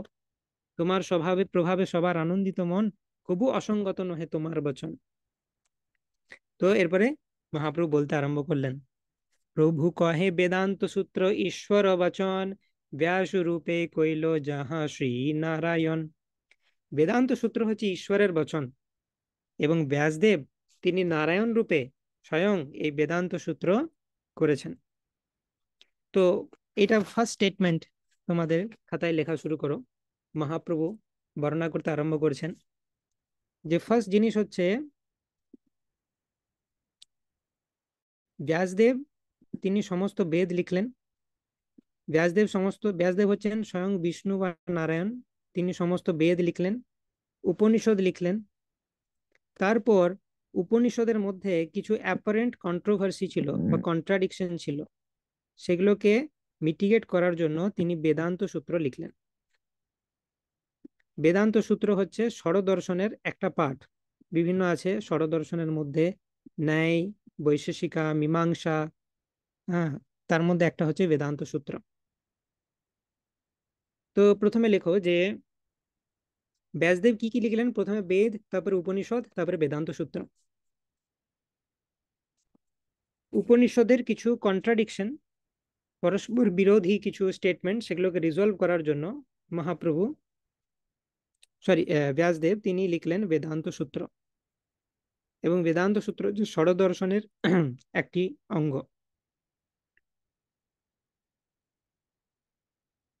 ঠিক আছে। এবং তারপরে ব্যাসদেব কি লিখলেন, এই বেদান্ত সূত্রের উপর তিনি নিজেই কমেন্ট্রি দিলেন। সেটা হচ্ছে ভাগবত পুরাণ বা Shrimad Bhagavatam, which is a natural commentary to Vedanta Sutra.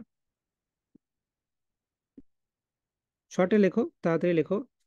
প্রথমে লিখলেন বেদ, তারপরে লিখলেন উপনিষদ, তারপর উপনিষদের মধ্যে কিছু কন্ট্রাডিকশন, সেটা রিজলভ করার জন্য লিখলেন বেদান্ত সূত্র। তারপর বেদান্ত সূত্রের উপর নিজেই কমেন্ট্রি দিলেন শ্রীমদ্ ভাগবতম।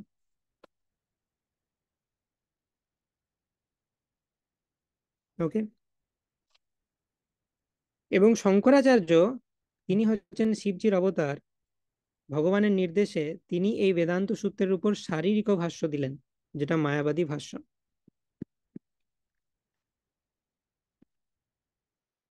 শঙ্করাচার্য দিলেন শারীরিক ভাষ্য, যেটা মায়াবাদী ভাষ্য বেদান্ত সূত্রের উপর।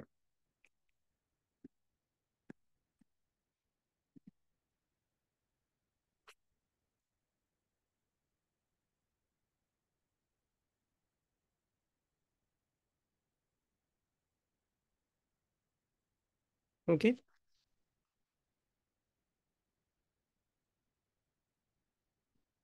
হুম। তো মূল বিষয় হচ্ছে ব্যাসদেব প্রথমে লিখলেন বেদ, তারপরে উপনিষদ, তারপরে বেদান্ত সূত্র, এবং তারপর শ্রীমদ্ ভাগবতম। তো এই বেদান্ত সূত্র হচ্ছে ঈশ্বর বচন, ব্যাস রূপে শ্রী নারায়ণ স্বয়ং এই বেদান্ত সূত্র আমাদের দিয়েছেন। তারপর ভ্রম প্রমাদ বিপ্রলিপসা কর না পাঠব, ঈশ্বরের বাক্যে নাহি দোষ। এই সব ভ্রম প্রমাদ বিপ্রলিপসা করো না পাঠব মানে হচ্ছে tendency to get illusion, tendency to cheat, তারপর ইমপারফেক্ট সেন্সেস। এই যে সমস্ত বিভিন্ন দোষ রয়েছে আমাদের ইমপারফেক্ট সেন্সেস, আমাদের সেন্সেস দিয়ে, যেমন মরুভূমিতে মরীচিকা জলের মতো লাগে, কিন্তু অ্যাকচুয়ালি জল নয়। তাহলে আমাদের সেন্সেস গুলো আমাদের যে ইনফরমেশন দেয় সেটা ঠিক নয়। টেন্ডেন্সি টু গেট ইলিউশন, আমরা কখনো মানে প্রমাদগ্রস্ত হয়ে যেতে পারি, ভ্রম হতে পারে, আমাদের মিস্টেক হতে পারে, মানুষ মাত্রেই ভুল হয়, টেন্ডেন্সি টু কমিট মিস্টেক। বিপ্রলিপসা করোনা পাঠক মানে আমি, বিপ্রলিপসা মানে হচ্ছে প্রতারণা করা, অন্যকে চিট করতে পারে, আমি সত্যটা জানি কিন্তু প্রতারণা করার জন্য চিট করছি। এগুলো হচ্ছে বিভিন্ন শর্টকামিংস যেটা মানুষের মধ্যে দেখা যায়। কিন্তু বেদান্ত সূত্র দিয়েছেন ব্যাসদেব, তাই বেদান্ত সূত্রের মধ্যে কোনো ভুল নেই। উপনিষদ সহিত সূত্র কহে যেই তত্ত্ব, মুখ্য বৃত্তে সেই অর্থ পরম মহত্ব। উপনিষদ সহিত যে বেদান্ত সূত্র ব্যাসদেব বলেছেন, যে তত্ত্ব সেখানে বলেছেন, তার যদি মুখ্য বৃত্তি নাও তাহলে তার পরম মহত্ব হয়েছে। মুখ্য বৃত্তি আর গৌণ বৃত্তি মানে কি? মানে একটা সংস্কৃত ওয়ার্ডের বিভিন্ন মিনিংস হতে পারে। মুখ্য বৃত্তি মানে তার যে প্রিন্সিপাল মিনিং, সেটা নিয়ে যদি তুমি বর্ণনা করো, তাহলে বেদান্ত সূত্র থেকে তুমি সব জানতে পারবে ঈশ্বর সম্বন্ধে। কিন্তু তুমি যদি গৌণ বৃত্তি চালু করো, প্রত্যেকটা ওয়ার্ডকে আমি ঘুরিয়ে ঘুরিয়ে বলবো, যেটা অ্যাকচুয়াল মিনিং সেটা নয়, একটা অন্য কোনো মিনিং দেবো, যেটা শঙ্করাচার্য করেছেন ওয়ার্ড জাগলারির মাধ্যমে বেদান্ত সূত্রের যে সূত্রগুলো, তার আলাদা আলাদা মিনিং দিয়েছেন, যে যা হোক করে তিনি একটা ভুল সিদ্ধান্তকে এস্টাবলিশ করেছেন, দেন ইট বিকামস ডেঞ্জারাস। বোঝা গেল? বেদান্ত সূত্র ঈশ্বরের বাক্য, সেটার যদি মুখ্য বৃত্তি নিই তাহলে খুব ভালো। আর গৌণ বৃত্তি নেওয়া মানে, মানে সেকেন্ডারি মিনিং নিয়ে যদি কল্পিত কোনো এক্সপ্লেনেশন দিই, তাহলে it is dangerous.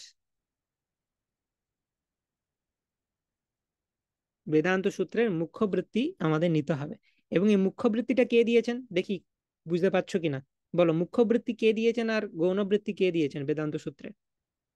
Raise hand করো।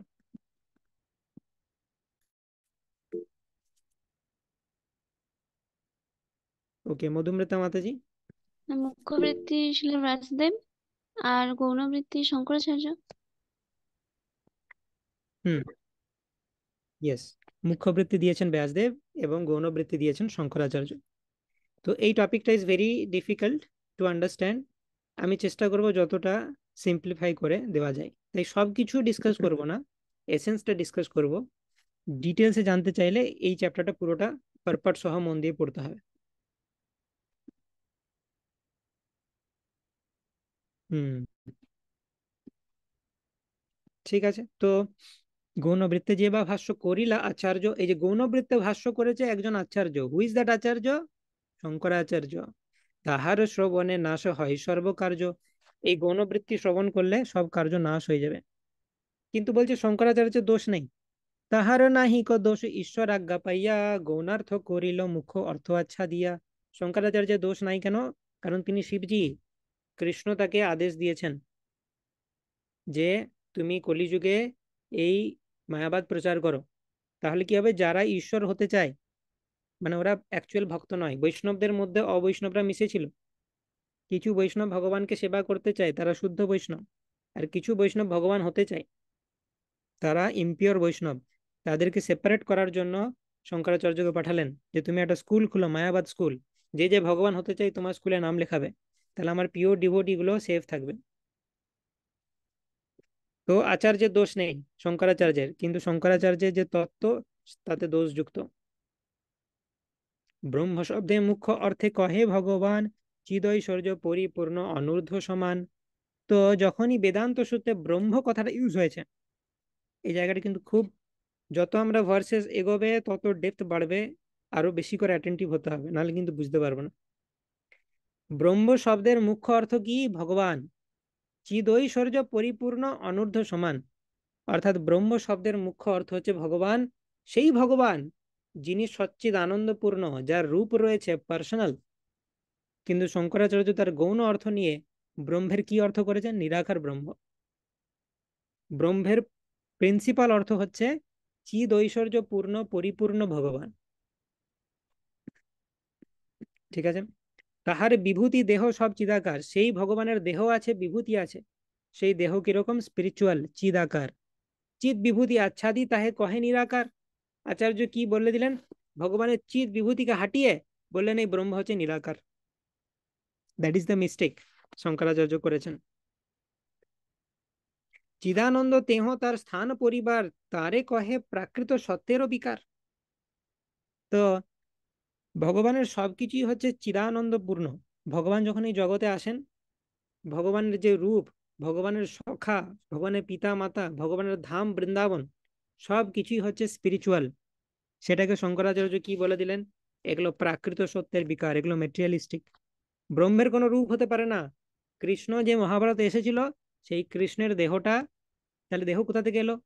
শঙ্করাচার্য বলছে ভগবানের রূপ নেই, দেহ নেই। তাহলে যে মহাভারতে এসেছিল কৃষ্ণ, তার বডিটা কি? সেটাও নাকি মেটেরিয়াল বডি। তো this is a great offence, ভগবানের দেহকে মেটেরিয়াল বলে দেওয়া। ভগবানের দেহটা বলছে মেটেরিয়াল এবং সত্যগুণের বিকার, mode of goodness. Material modes তিনটে, সত্য রজতম, তার মধ্যে ভালো কোয়ালিটিটা বটে কৃষ্ণের বডি, কিন্তু কৃষ্ণের বডি মোড অফ গুডনেস দিয়ে তৈরি। সেটা হচ্ছে ভগবানের প্রতি বিরাট অপমান একটা। তো সেই জন্য মায়াবাদী কৃষ্ণ অপরাধী বলা হয়। তার দোষ নাহি তেহ আজ্ঞাকারী দাস, আর যেই শুনে তার হয় সর্বনাশ। শঙ্করাচার্য বলছে তাতে তার কোনো দোষ লাগবে না। শঙ্করাচার্য মায়াবাদ তত্ত্ব প্রচার করতে এসে ভগবানকে বেসিক্যালি গালি দিচ্ছে। ভগবানের দেহকে সত্যগুণের বিকার বলে দেওয়া মানে বিরাট বড় অফেন্স। কিন্তু শঙ্করাচার্যের দোষ লাগবে না, কারণ সে ভগবানের নির্দেশ অনুসারে করছে। কিন্তু এই থিওরিটা যে শুনবে তার দোষ লাগবে। ক্লিয়ার? তারপর বলা হচ্ছে প্রাকৃত করিয়া মানে বিষ্ণু কলেবর, বিষ্ণু নিন্দা আর নাহি ইহার উপর। এর থেকে বড় বিষ্ণু নিন্দা আর কিছু হতে পারে না। বিষ্ণুর কলেবর, তার দেহকে বলছো তুমি প্রাকৃত, মেটেরিয়াল। জানো কি বলছো তুমি? বাট আচার্যের দোষ লাগবে না এটাতে। যে শুনবে এই বিষ্ণু নিন্দা, তার দোষ লাগবে। ঈশ্বরের তত্ত্ব যেন জ্বলিত জ্বলন, জীবেরও স্বরূপ জয়ছে স্ফুলিঙ্গেরও কণ। ঈশ্বর হচ্ছে ফায়ারের মতো, আর জীব হচ্ছে একটা স্ফুলিঙ্গের মতো। জীব তত্ত্ব শক্তি, কৃষ্ণ তত্ত্ব শক্তিমান, গীতা বিষ্ণু পুরাণ আদি তাহাতে প্রমাণ। সমস্ত গীতা বিষ্ণু পুরাণ ইত্যাদিতে কি বলা হয়েছে? জীব তত্ত্ব হচ্ছে শক্তি আর কৃষ্ণ তত্ত্ব হচ্ছে শক্তিমান। কৃষ্ণ হচ্ছে শক্তিমান আর জীব হচ্ছে তার তটস্থা শক্তি। সেখানে গীতাতেও বলা হচ্ছে অপরেয়ম ইতস্ত্বন্নম প্রকৃতিম বিদ্ধি মে পরম জীবভূতা মহাবাহো এদম ধার্যতে জগৎ। এবং বিষ্ণু পুরাণে কি বলা হচ্ছে? বিষ্ণু শক্তি পরা প্রোক্তা ক্ষেত্রজ্ঞ তথা পরা অবিদ্যা কর্ম সংজ্ঞা তৃতীয় শক্তি ঋষ্যতে। তো বিষ্ণু শক্তি তিন প্রকার: পরাশক্তি, অবিদ্যা শক্তি, ক্ষেত্রজ্ঞা শক্তি। আগের দিন আলোচনা করেছিলাম এটা নিয়ে।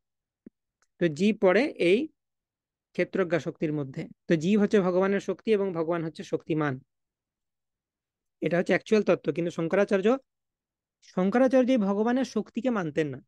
কারণ শক্তিকে মানলেই ভগবানকে শক্তিমান রূপে মানতে হবে, তখনই আর বলা যাবে না যে ভগবান নিরাকার। তো শঙ্করাচার্য এই জীব তত্ত্বকে বলে দিলেন এ হচ্ছে পরতত্ত্ব, মানে ঈশ্বর তত্ত্ব। তো আমি এই জায়গাটা একটু কুইকলি পড়ে যাবো যেখানে কি কি ভার্সেস আলোচনা করা হচ্ছে, জাস্ট টু শো ইউ যেটা কতটা কনফিউজিং হতে পারে। তারপরে মানে এখানে যদি কিছু নাও বুঝতে পারো, ডোন্ট ওয়ারি, আমরা সামারি ফর্মে, খুব সিম্পল ফর্মে এই জিনিসটাকে সামারি করে দেবো। তো এইরকম জীব তত্ত্বকে, তো এখন বোঝো, এখন লিখতে যাও না। তো এইরকম জীব তত্ত্বকে লিখে দিলেন পরতত্ত্ব রূপে শঙ্করাচার্য। আচ্ছন্ন করিল শ্রেষ্ঠ ঈশ্বর মহত্ব, এবং ঈশ্বরের যে মহত্ব সেটাকে আচ্ছন্ন করা হলো, জীবকে ঈশ্বর বানিয়ে দিল। ব্যাসের সূত্রেতে কহে পরিণামবাদ, ব্যাস ভ্রান্ত বলি তার উঠাইল বিবাদ। এগুলো খুব ইম্পর্টেন্ট কনসেপ্ট। পরিণামবাদ, ব্যাস যেটা বলেছেন সেটাকে পরিণামবাদ বলা হয়। পরিণামবাদ কি সেটা আসবো আমরা। তো সেটাতে ব্যাস ভ্রান্ত বলে দিল এবং নিজে বিবর্তবাদ বলে একটা ফিলোসফি শুরু করে দিল শঙ্করাচার্য। পরিণামবাদে এনার্জির কনসেপ্ট রয়েছে, যে সবকিছুই ভগবানের এনার্জির বিকার। আর বিবর্তবাদ মানে হচ্ছে সবকিছু ব্রহ্মের নিজেরই বিকার। এইটি হচ্ছে ব্যাসদেবের সাথে শঙ্করাচার্যের ডিফারেন্স। কিন্তু হতে পারে এখন সেটা বুঝতে পারবে না, কনফিউজিং লাগতে দাও। পরিণামবাদে ঈশ্বর হয় না বিকারী, এত কহি বিবর্তবাদ স্থাপনা যে করি। তিনি বলে দিলেন যে না, পরিণামবাদে প্রবলেম আছে, ঈশ্বর বিকারী হয়ে যাচ্ছেন, তাই বিবর্তবাদ, সবকিছুই ব্রহ্ম। বস্তুত পরিণামবাদ সেই তো প্রমাণ, দেহে আত্মবুদ্ধি এই বিবর্তের স্থান। কিন্তু মহাপ্রভু বলছেন অ্যাকচুয়ালি পরিণামবাদই তো কারেক্ট। তুমি যদি বিবর্তকে গ্রহণ করো তাহলে তো দেহে আত্মবুদ্ধি হয়ে যাবে। সেটাই হচ্ছে মায়াবাদ বা বিবর্তবাদ। অবিচিন্ত শক্তিযুক্ত শ্রী ভগবান ইচ্ছাই জগৎ রূপে পায় পরিণাম। তিনি হচ্ছেন শক্তিযুক্ত ভগবান, অবিচিন্ত, তাকে ইনকনসিভেবল। তার ইচ্ছাই জগৎ হচ্ছে ভগবানের পরিণাম। এটা হচ্ছে কারেক্ট ফিলোসফি ব্যাসদেবের। তথাপি অচিন্ত শক্তি হয় অবিকারী, প্রাকৃত চিন্তামণি তাহে দৃষ্টান্ত যে ধরি। তো এখানে চিন্তামণির দৃষ্টান্ত দেওয়া হচ্ছে। চিন্তামণির দৃষ্টান্ত বুঝতে গেলে ওম পূর্ণমাদা পূর্ণমিদম ভার্স বুঝতে হবে। তো যাকে এই জায়গাটা অনেক কনফিউজিং হতে পারে। তো এরপরে প্রণব মহাবাক্য নিয়েও রয়েছে, যে প্রণব বা ওমকার হচ্ছে বেদের মহাবাক্য, কিন্তু সেটাকে সাইড করে তত্ত্বমসি দিয়ে বর্ণনা করা হয়েছে। তত্ত্বমসি বর্ণনা করেছেন শঙ্করাচার্য। তো সেটা নিয়ে একটা প্রবলেম। তো যাই হোক, আর ফার্দার এটা নিয়ে কমপ্লিকেট না করে let's come to the solution, যেটাতে আমরা বুঝতে পারবো। তো এইখানে এটা আমি অ্যাড করে দিই, যে এক্সাম্পল অফ চিন্তামণি।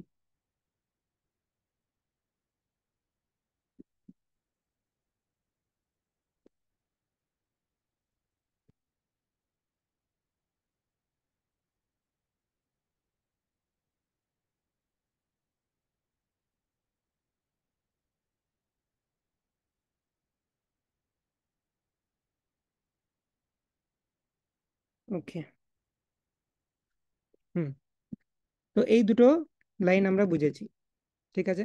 যে ব্যাসদেব তিনি প্রথমে বেদ লিখলেন, তারপর উপনিষদ লিখলেন, তারপর বেদান্ত সূত্র লিখলেন। বেদান্ত সূত্রের ন্যাচারাল কমেন্ট্রি হচ্ছে শ্রীমদ্ ভাগবতম। শঙ্করাচার্য তিনি এই বেদান্ত সূত্রের উপর শারীরিক ভাষ্য লিখলেন। এখন মোস্ট ইম্পর্টেন্ট দুটো কনসেপ্ট আমরা বুঝবো, হোয়াট ইজ পরিণামবাদ এবং বিবর্তবাদ। পরিণামবাদটা হচ্ছে ব্যাসদেবের ফিলোসফি। তো প্রথমে লিখো পরিণামবাদ। তার প্রথম পয়েন্ট হচ্ছে এটা ব্যাসদেবের ফিলোসফি, পরিণামবাদ। এবং পরিণামবাদে কি বলা হচ্ছে? সবকিছুই ভগবানের শক্তির প্রকাশ। মানে এই জগৎ, জীব, দেখো এই মায়াবাদ তত্ত্ব বুঝতে গেলে তিনটে জিনিস জানতে হবে: ব্রহ্ম, জীব এবং জগৎ। তো সবকিছু যখন আমরা বলবো এই তিনটে টার্মেই বলবো, ব্রহ্ম, জীব আর জগৎ। তো পরিণামবাদে কি বলা হচ্ছে? ব্রহ্ম মানে ভগবান, জীব আর জগৎ সেটি হচ্ছে ব্রহ্মের শক্তির বিকার। মানে জীব আর জগৎ হচ্ছে ব্রহ্মের শক্তি, জীব হচ্ছে তটস্থা শক্তি আর জগৎ হচ্ছে বহিরঙ্গা শক্তি। তাহলে পরিণামবাদ কি বলছে? লিখতে না পারলে এটা স্ক্রিনশটও নিতে পারো। পরিণামবাদ হচ্ছে ব্যাসদেবের ফিলসফি, এবং এখানে কি বলা হচ্ছে? শক্তি, সবকিছু ভগবানের শক্তি, জীবও ভগবানের শক্তি, জগৎও ভগবানের শক্তি। এবং শক্তি হওয়া মানে ভগবান এদের থেকে আলাদা, ভগবান আলাদা রয়েছেন, কিন্তু ভগবানের শক্তি বহিরঙ্গা, সেই বহিরঙ্গা শক্তি জগৎ রূপে প্রকাশিত হয়েছে এবং তটস্থা শক্তি জীব রূপে প্রকাশিত হয়েছে। তাহলে এটাই হচ্ছে ডিস্টিংশন। আমি যখনই এগুলোকে ভগবানের শক্তি বলবো, ভগবান এগুলোর থেকে সেপারেট হয়ে গেল, ভগবান শক্তিমান রূপে থাকছেন, আর জীব হয়ে গেল ভগবানের এনার্জি, জগৎ হয়ে গেল ভগবানের এনার্জি।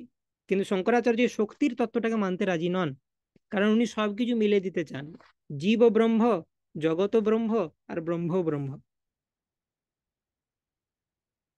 ঠিক আছে? তো এইখানেই ওম পূর্ণমাদা পূর্ণমিদম জিনিসটা আসে। তো এখানে বলা হচ্ছে যে ভগবান শক্তিমান, তার বিভিন্ন শক্তি থেকে জগৎ সৃষ্টি হয়েছে এবং জীব সৃষ্টি হয়েছে। এবং ওম পূর্ণমাদা পূর্ণমিদম কি বলে? ওম পূর্ণমাদা পূর্ণমিদম পূর্ণাৎ পূর্ণমুদচ্যতে পূর্ণস্য পূর্ণমাদায় পূর্ণমেবাবশিষ্যতে। ভগবান পূর্ণ, তার থেকে জগৎ পূর্ণ সৃষ্টি হয়েছে, জীব সৃষ্টি হয়েছে, কিন্তু তারপরেও ভগবান পূর্ণই থেকে যান, তার মধ্যে কোনো কমতি আসে না, কারণ এগুলো ভগবানের শক্তি, ভগবানের শক্তির দ্বারা এগুলো হচ্ছে, ভগবান সেমই আছে। ঠিক? তো এখানে চিন্তামণির এক্সাম্পলটা দেওয়া হচ্ছে, যে চিন্তামণির সাথে যদি আমি কোনো একটা নর্মাল ধাতুকে টাচ করে দিই, সেই ধাতুটা সোনায় পরিণত হয়ে যাবে, কিন্তু তার মানে চিন্তামণিটা লোহায় পরিণত হয়ে গেল এরকম নয়। চিন্তামণি নিজে তার কোয়ালিটি মেনটেন করবে এবং তার সংস্পর্শে যে আসবে তাকেও সোনায় পরিণত করে দেবে। তো ভগবান ঠিক সেরকম, ভগবান থেকে মিলিয়ন অফ ইউনিভার্সেস বেরিয়ে যাচ্ছে, millions and trillions of universes, কিন্তু ভগবান সেম থাকেন। তো এই কারণেই ওম পূর্ণমাদা যে ভার্স, সেটা পরিণামবাদকে সাপোর্ট করে, ব্যাসদেবের ফিলসফি, এবং যে সবকিছুই হচ্ছে ভগবানের শক্তির রূপান্তর। তো এবার ওম পূর্ণমাদা ভার্স অনুযায়ী কি? ওম পূর্ণমাদা পূর্ণমিদম পূর্ণাৎ পূর্ণমুদচ্যতে। ভগবান পূর্ণ, এই জগৎও পূর্ণ, এবং পূর্ণ ভগবানের থেকে পূর্ণ জগৎ সৃষ্টি হয়। পূর্ণস্য পূর্ণমাদায় পূর্ণমেবাবশিষ্যতে। পূর্ণ ভগবানের থেকে পূর্ণ জগৎ বেরিয়ে গেলেও ভগবান পূর্ণই থাকে। তো এই ভার্সে বলা হচ্ছে জগৎ পূর্ণ, তার মানে জগৎ সত্য। তার মানে মায়াবাদীরা যে বলে জগৎ মিথ্যা, সেই থিওরিটা ভুল। তো যা এখানে আছে চুপচাপ লিখে যাও, তাহলে বুঝতে পেরে যাবে পুরো জিনিসটা।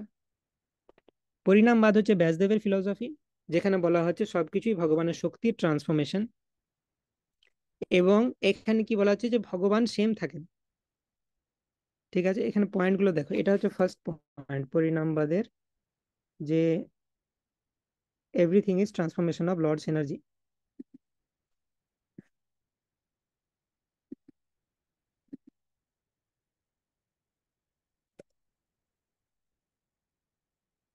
এবং ভগবান সেম থাকেন, ওম পূর্ণমাদা পূর্ণমিদম। তো জগৎ হচ্ছে, যেহেতু ভগবান, এই যে পরিণামবাদ কেন নাম দেওয়া হয়েছে? পরিণাম মানে ভগবান শক্তিমান, তার শক্তির পরিণাম হচ্ছে জগৎ, মানে তার শক্তিটা কালমিনেট করে জগতে সৃষ্টি হয়েছে। পরিণাম মানে কি? আমরা বলি না যে নতিজা বা উপসংহার, মানে পরিণামে দেখা গেল যে এই হলো। তো ভগবান আদিতে ছিলেন, তার শক্তি রূপান্তরিত হয়ে সেই রূপান্তরণ প্রসেসটা চলার পর, শেষ হওয়ার পর জগৎ সৃষ্টি হলো। তো জগৎটা হচ্ছে ব্রহ্মের পরিণাম, মানে ব্রহ্মের শক্তির বিকার, সেই জন্য বলা হচ্ছে পরিণামবাদ। তো যেহেতু এই জগৎটা ভগবানের থেকে এসেছে এবং ভগবান পূর্ণ, তাহলে এই জগৎটাও পূর্ণ, জগৎ সত্য, জগৎ মিথ্যা নয়। ঠিক সেরকম ভাবেই জীবও হচ্ছে ভগবানের শক্তি। ঠিক আছে? তো দিস ইজ পরিণামবাদ। ক্লিয়ার? নেক্সট বিবর্তবাদে কি বলা হচ্ছে? শঙ্করাচার্য এই বিবর্তবাদের প্রোপাগেট করছেন, এবং শঙ্করাচার্য কি বলছেন? এই বিবর্তবাদে শক্তির কনসেপ্ট নাই, সবকিছুই হচ্ছে ব্রহ্ম। এভরিথিং, মানে ব্রহ্মণ জীব জগৎ is transformation of Brahman itself, মানে সবই ব্রহ্ম, ব্রহ্মের শক্তি নয়। পরিণামবাদে ব্যাসদেব বলেছিলেন জগৎ হচ্ছে, যে কোনো একটা জিনিস ধরো, ধরো জগৎ, জগৎ ব্রহ্মের শক্তির পরিণাম, ব্যাসদেব বলেছেন। শঙ্করাচার্য কি বলছেন?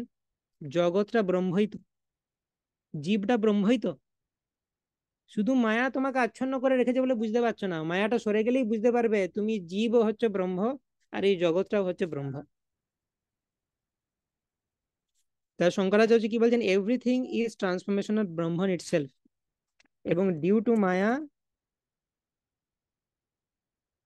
We can't see that.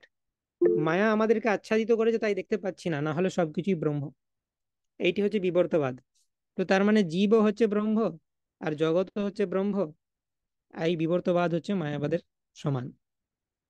তো দুটো ইম্পর্টেন্ট কনসেপ্ট আলোচনা করলাম, পরিণামবাদ আর বিবর্তবাদ।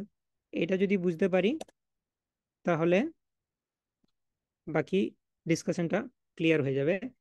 পরিণামবাদ আর মায়াবাদ নিয়ে কোনো ডাউট থাকলে বলো, রেজ হ্যান্ড করো, কোশ্চেন জিজ্ঞেস করো।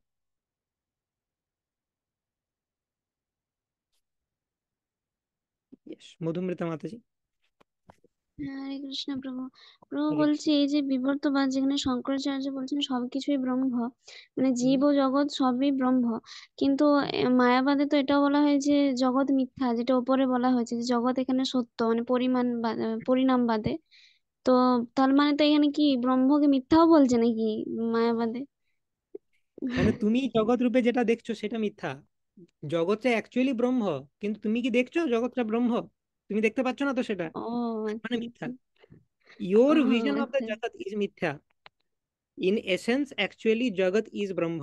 তুমি সেটা দেখতে পাচ্ছ না, তার মানে যেটা দেখছো সেটা তুমি মিথ্যা। আচ্ছা আচ্ছা প্রভু, হুম, ঠিক আছে। হরে কৃষ্ণ। মানে যত রকম word jugglery possible is there in বিবর্তবাদ। তো ব্যাসদেব বলছেন এখানে এই জিনিস দুটো ক্লিয়ার থাকলে খুব সুবিধা হবে। তার মানে jagat and jiva are energies of Lord, এটা হচ্ছে পরিণামবাদ। আর জগৎ এন্ড জীবা মানে এই দুটো itself is equal to ব্রহ্মণ, is equal to Lord, সেটা হচ্ছে শঙ্করার ফিলোসফি। আর কারো কোনো ডাউট আছে? এই দুটো হচ্ছে ফাউন্ডেশন, এটা বুঝে গেলে বাকি সব বুঝে যাবো।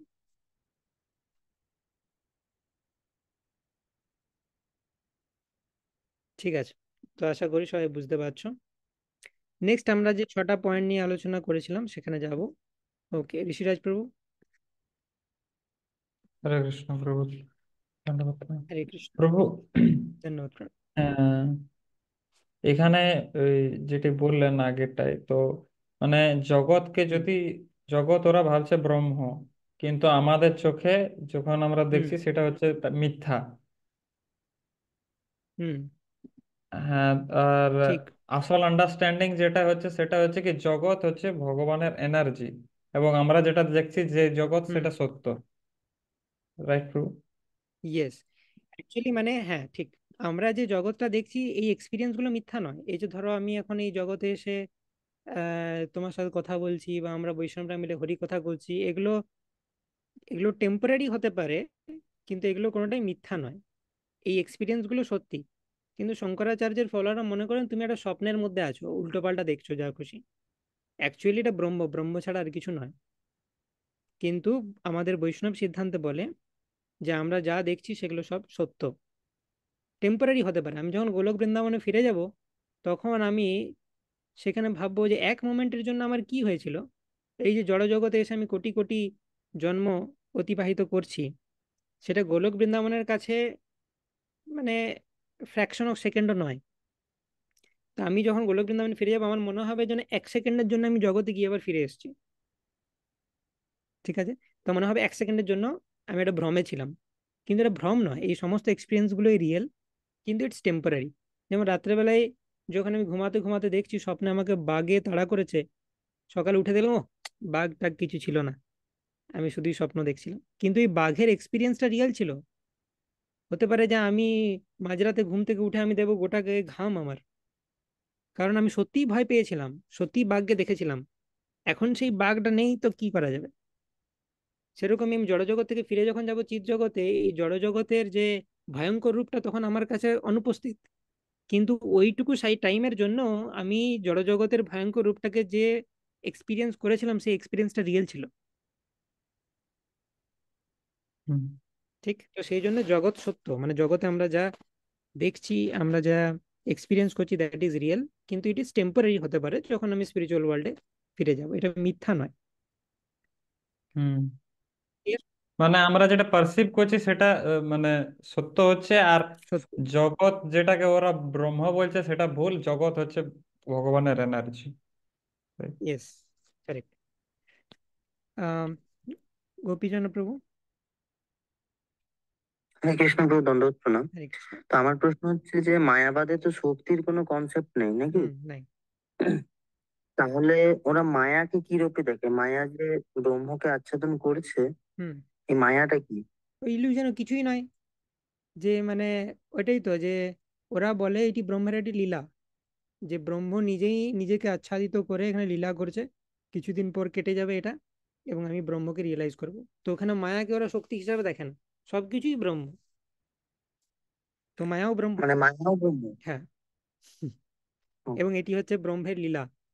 সে এখানে এসে লীলা করছে, যে আমি জীব রূপে লীলা করছি। তো যাই হোক, সেটা ছিল প্রভুপাদ খণ্ডন করেছেন বহুবার, যে আহ জীব রূপে লীলা করছে, তো জীব কষ্ট পাচ্ছে কেন? তো ভগবান এমন কেন লীলা করছেন যে নিজে নিজে কষ্ট পাচ্ছেন? যাই হোক, সেটা রিফিউটেশন আছে অনেক সবগুলোরই, কিন্তু এখন আমরা বোঝার চেষ্টা করছি ওদের আর্গুমেন্টটা। ওকে। হরিপ্রাম সুদামা প্রভু।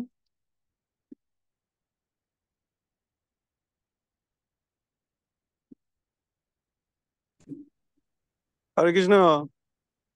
হরে কৃষ্ণ। হ্যাঁ, না, আমার বক্তব্য যে মায়াবাদীরা তো বলছে যে ব্রহ্ম সত্য, জগৎ মিথ্যা, কিন্তু হুম। ওরা তো এটাও স্বীকার করে যে ব্রহ্ম থেকেই জগতের সৃষ্টি, অতএব জগৎ মিথ্যা নয়। না, ওরা কিন্তু বলে যে জগতে ব্রহ্মই আমার জগৎ। আমার না না, জগৎটা মিথ্যা নয়, জগৎ সত্য। হুম। কিন্তু আমার অভিজ্ঞতাতে বলে যে আমার আমার ভাবনাটা হচ্ছে মিথ্যা। হুম। এই জগতে থেকে আমরা যে সমস্ত কিছু নিজের মনে করছি, এটা মিথ্যা। সেটা তো বৈষ্ণব সিদ্ধান্ত হয়ে গেল। আমি কেন এটা হ্যাঁ, করতে যাবো বৈষ্ণব। হ্যাঁ, হ্যাঁ, আমি ওটা বৈষ্ণব আমি সিদ্ধান্তই মায়াবাদী বলছি। সিদ্ধান্ত, হ্যাঁ। বৈষ্ণব সিদ্ধান্ত অনুযায়ী, যে হ্যাঁ, আমার আমার যদি হ্যাঁ, কেউ ভাবে সেটা ইলিউশন অবশ্যই।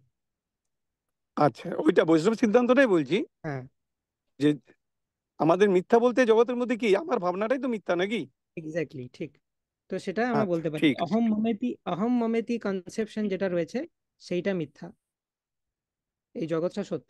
এটা ঠিক, এটা আমাদের বৈষ্ণব সিদ্ধান্ত, এটা আমরা দেখতে পাবো সাংখ্য ফিলোসফিতেও, বা সমস্ত জায়গাতে আমাদের শ্রীমদ্ ভাগবতের, যে অহম মমেতি এই কনসেপশন শ্রীমদ্ ভাগবতে বহুবার উল্লেখ করা হয়েছে। অহম মানে আমি, মমেতি মানে আমার, এগুলো হচ্ছে ইগনোরেন্স থেকে আসে।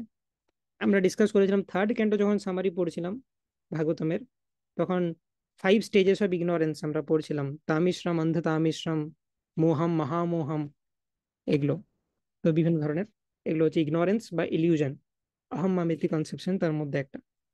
এনিওয়ে, তো আমরা বুঝতে পারলাম পরিণামবাদ এবং বিবর্তবাদ, তার উপর বেশ করে 6টা কোশ্চেনের অ্যান্সার দিতে পারবো। তো ওম পূর্ণমাদা কিভাবে মায়াবাদকে খণ্ডন করে, সেটি ছিল ফার্স্ট কোশ্চেন। দেখো, এখন আশা করি বুঝে যাবে। ওম পূর্ণমাদা কি করে? পরিণামবাদকে সাপোর্ট করে। পরিণামবাদকে সাপোর্ট করা মানে বিবর্তবাদকে রিফিউট করে, সিম্পল অ্যান্সার। কেন, কিভাবে পরিণামবাদকে সাপোর্ট করছে? ওম পূর্ণমাদা বলছে যে ভগবান পূর্ণই থাকে, ভগবানের থেকে পূর্ণ বেরিয়ে গেলেও তিনি পূর্ণই থাকেন। এটা তখনই সম্ভব যদি আমরা ভগবানকে শক্তিমান, আর যেটা বেরিয়ে যাচ্ছে তাকে শক্তি রূপে দেখি। আমি যদি সবকিছুকে এক রূপে দেখি, তাহলে কমে যাবে, যে ভগবান একটাই ছিলেন, তার থেকে কিছু বেরিয়ে গেল, তিনি কমে যাচ্ছেন।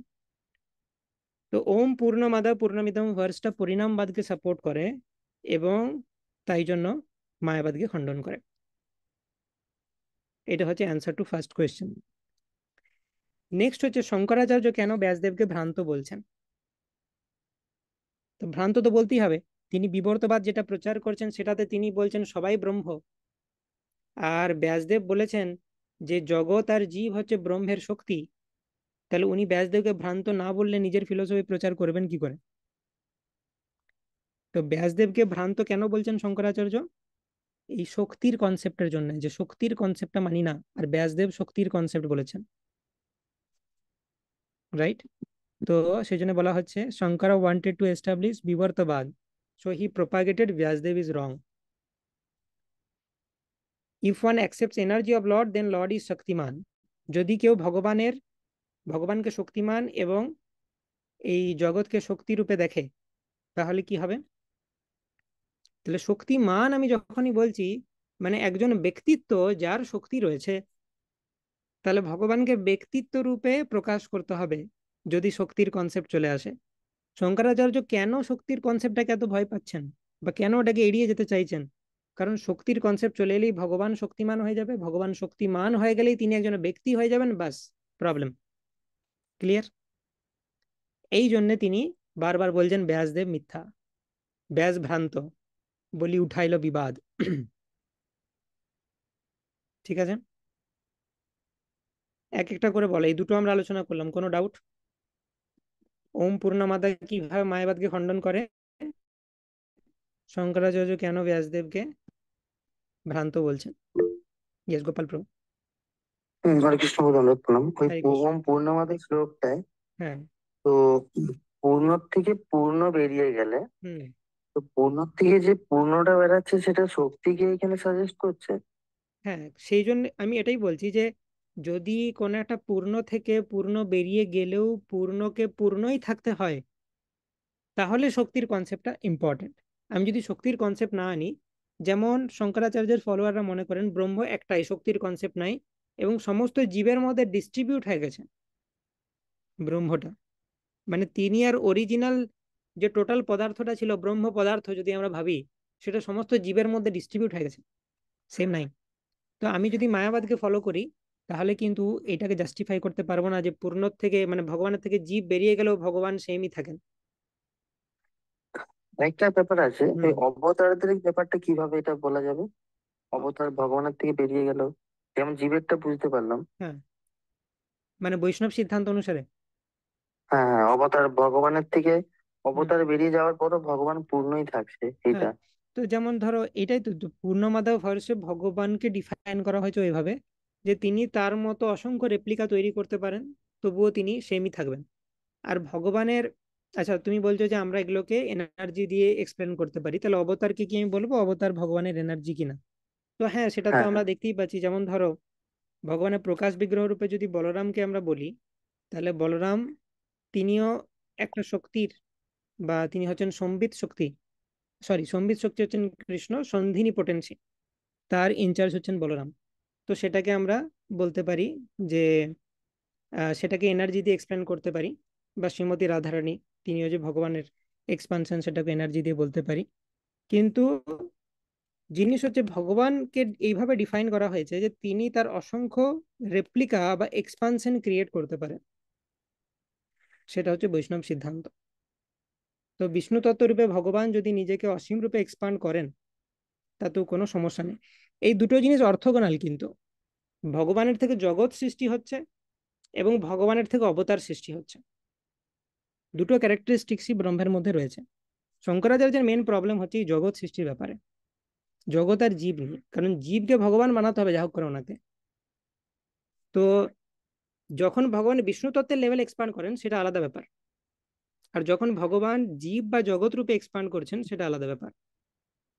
তো জীব বা জগৎ রূপে যখন এক্সপান্ড করছেন তখন আমরা সেটাকে তো পিওরলি এনার্জি দিয়ে বলতে পারি, কিন্তু ভগবান যখন বিষ্ণু তত্ত্ব রূপে এক্সপান্ড করছেন নিজেকে, সেটা এক্সপ্লেন করার জন্য মানে সবটাই তুমি শক্তি দিয়ে বলতে পারবে না কমপ্লিটলি, এবং দরকারও নেই।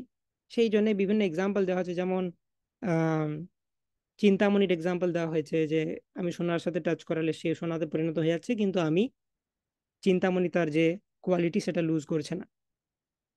ঠিক আছে, বা দীপার চিরে বাহিদা শান্তারাম অভ্যুপেত্তা, সেই এক্সাম্পল দেওয়া হয়েছে যেখানে আমি একটা ক্যান্ডেল থেকে 10টা ক্যান্ডেল জ্বালছি, তবুও আমার ক্যান্ডেলটা সেমই থাকছে, প্রতিটাতেই সেম বিভূতি। তো এটা হচ্ছে অবতারদের এক্সপানশন, দিস ইজ ডিফারেন্ট। কিন্তু শঙ্করাচার্যের সাথে প্রবলেম কোথায় হচ্ছে? জীব আর জগৎ সৃষ্টির ব্যাপারে। বুঝতে পারছো? ঠিক আছে। হুম। হ্যাঁ, ওকে, তো রোহন যাদবপ্রভু কোনো কোয়েশ্চেন ছিল?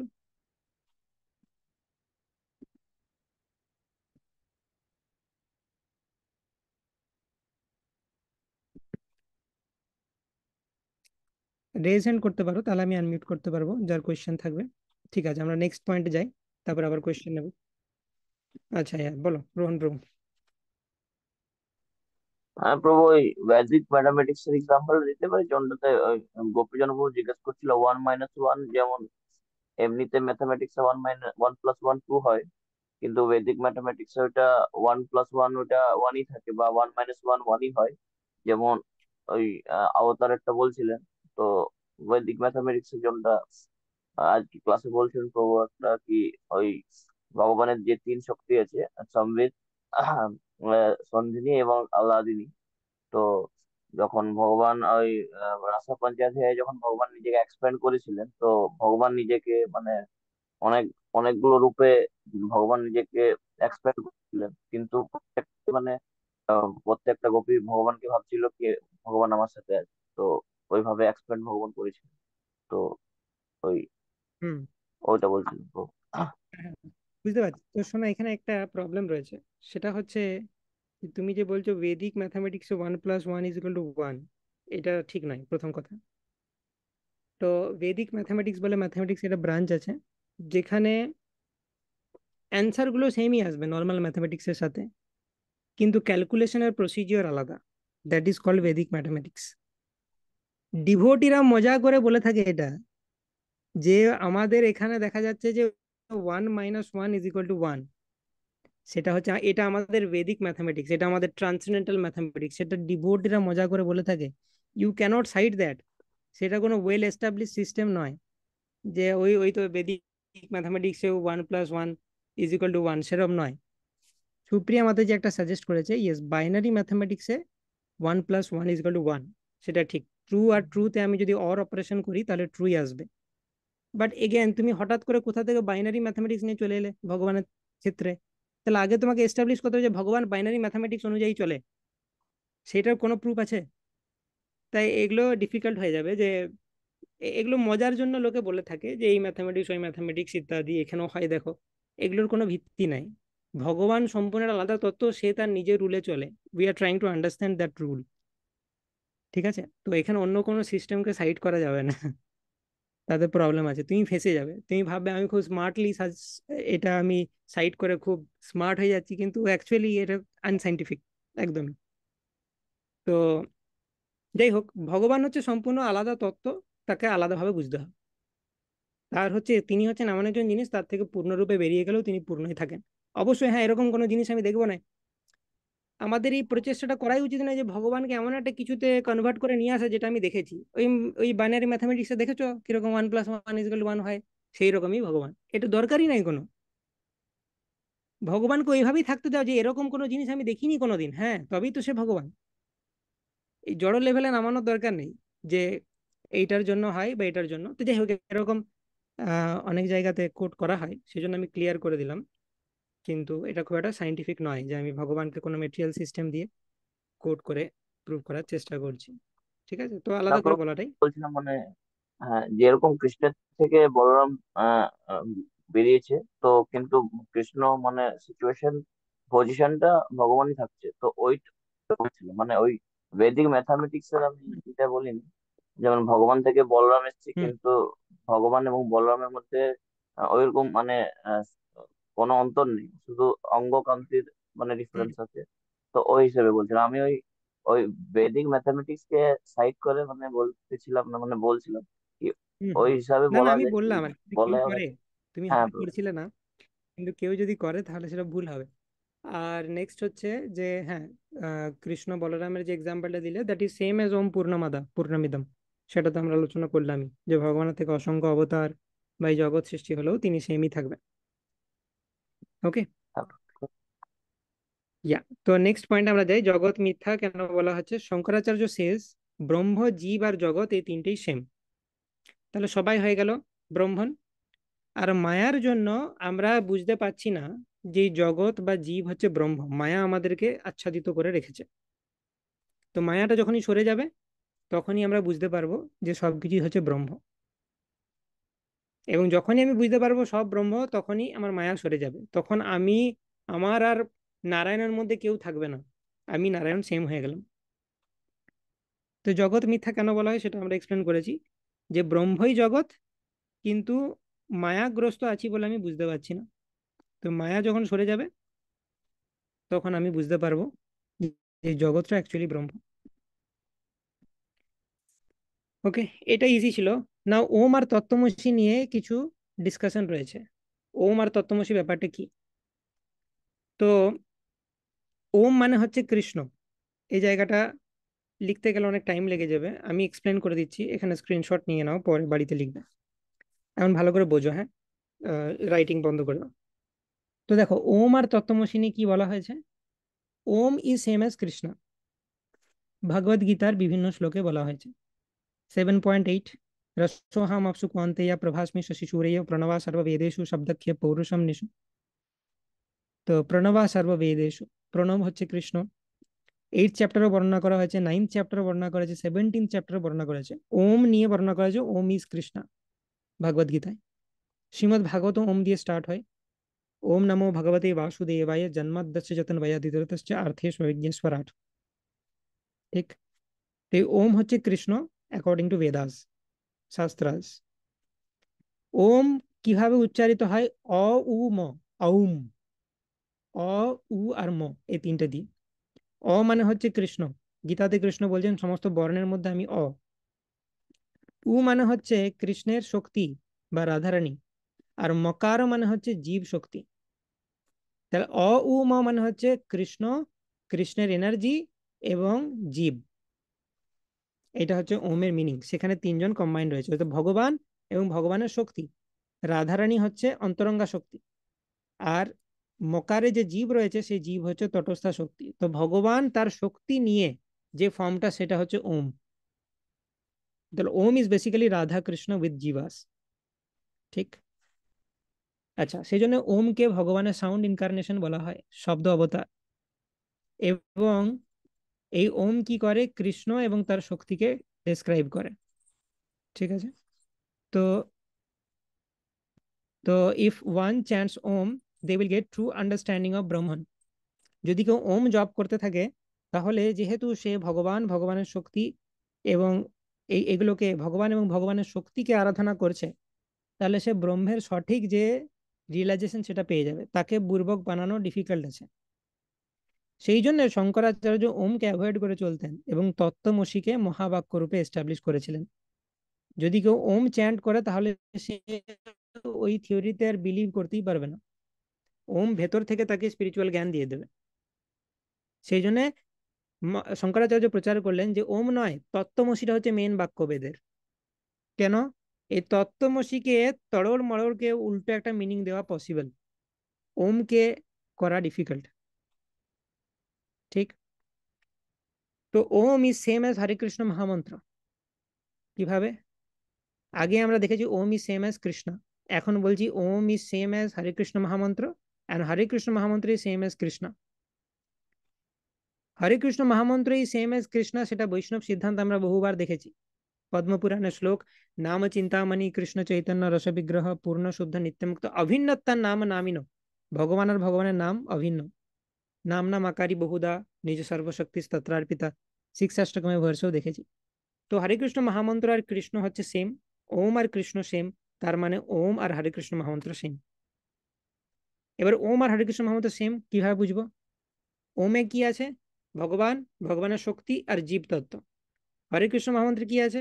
হরে কৃষ্ণ কৃষ্ণ কৃষ্ণ হরে হরে, হরে রাম রাম রাম হরে হরে। হরে মানে ভগবানের শক্তি, কৃষ্ণ মানে হচ্ছে ভগবান স্বয়ং, রাম মানে হচ্ছে ভগবান স্বয়ং। তা ভগবান এবং রাধারানীকে পাওয়া যাচ্ছে। জীব তত্ত্ব কোথায়? হরে কৃষ্ণ মহামন্ত্র যে সম্বোধন তত্ত্ব, সেটাই হচ্ছে জীব তত্ত্ব।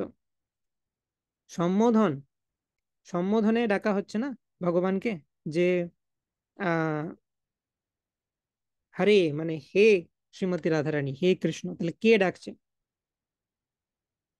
তো এখানে জীব তত্ত্ব ডাকছে, সেটা বোঝা গেল। তাহলে হরে কৃষ্ণ মহামন্ত্র আর ওম হচ্ছে সেম।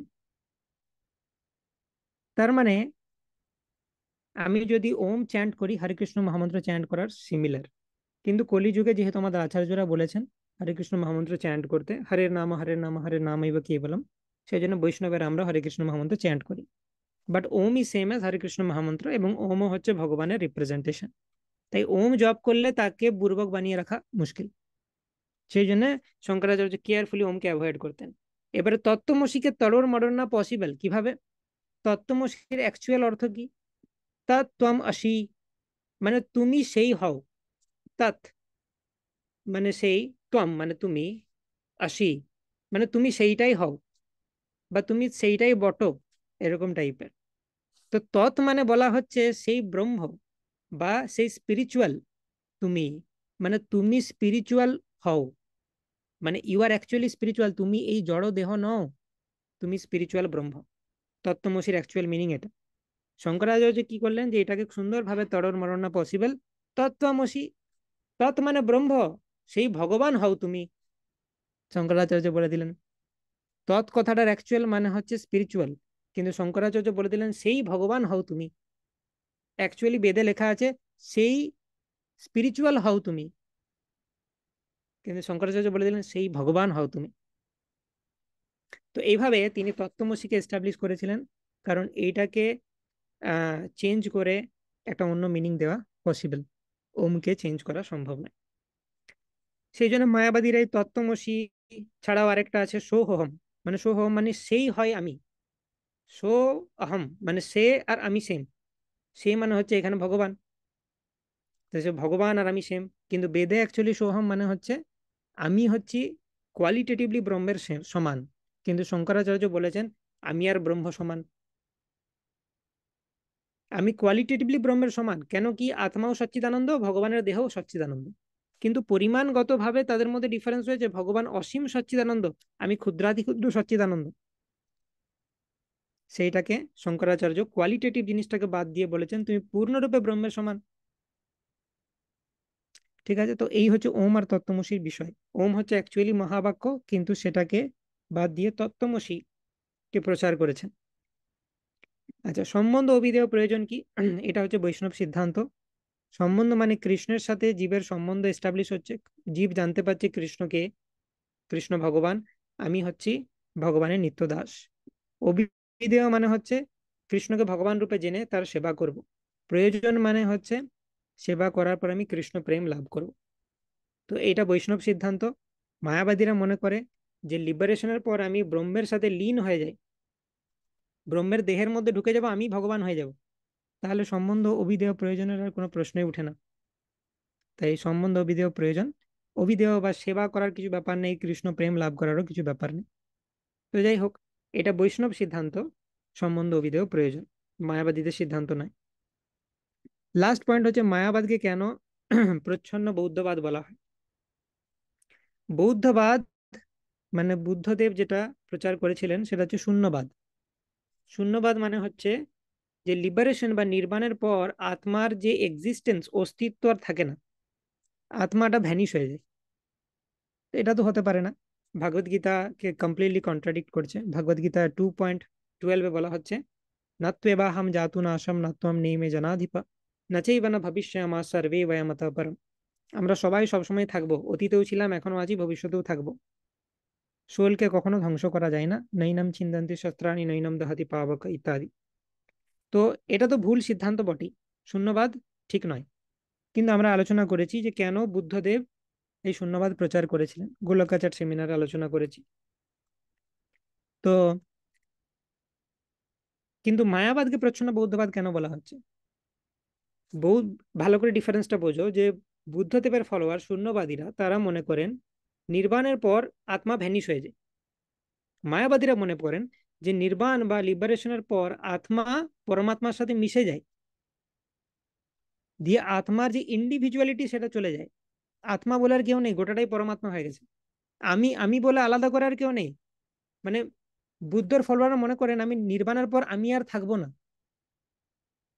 আর মায়াবাদীরা মনে করেন যে নির্বাণের পর আমি আর পরমাত্মা সেম হয়ে যাবে, মানে আমি রূপে আর থাকবো না, আমি তখন ভগবান হয়ে যাব। তো আমি রূপে থাকার যে ব্যাপারটা সেটা আর থাকছে না।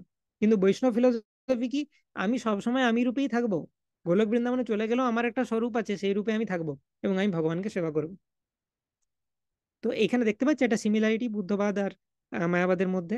বৌদ্ধবাদ বলছে নির্বাণের পর আত্মা ভ্যানিশ হয়ে যায়, আর মায়াবাদ বলছে আমিত্বটা চলে যায়, যে ভগবান হয়ে যায়। তো সেই জন্য এটা প্রচ্ছন্ন বৌদ্ধবাদ বলা হয়। ঠিক আছে, তো এটা হচ্ছে 6টি বিভিন্ন পয়েন্টস যেটা আমরা আলোচনা করেছিলাম আগের দিন উইথ পরিণামবাদ এন্ড বিবর্তবাদ।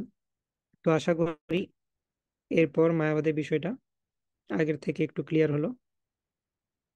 তো দরকার হলে এই ভিডিওটা রেকর্ডিংটা আরেকবার শুনতে পারো, বা নোটস গুলো আরেকবার দেখতে পারো। ফার্দার কোনো কোয়েশ্চেন থাকলে আমাকে জানাতে পারো। যদি কোনো কোয়েশ্চেন থাকে, এক দুটো কোয়েশ্চেন আমরা নিতে পারি।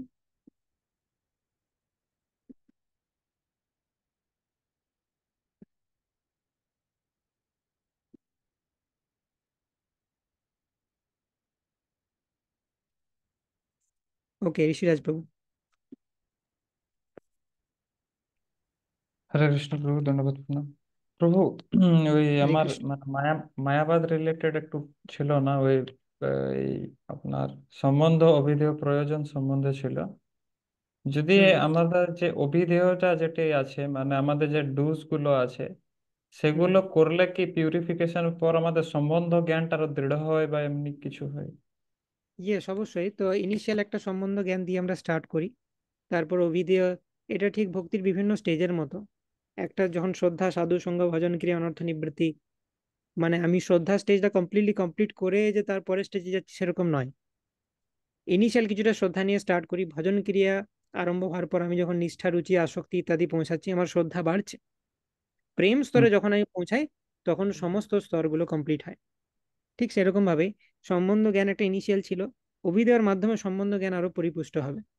বা যখন আমি একদম ফাইনাল কৃষ্ণ প্রেম লাভ করে যাব, তখন আমি অ্যাকচুয়ালি অভিধেয়টা করতে শিখবো। যেমন রাধারানী সব থেকে ভালো জানেন অভিধেয় কিভাবে করতে হয়, আমরা অতটা ভালো জানি না। তো এগুলো আগের গুলোকেও পুষ্ট করে, দ্যাটস রাইট।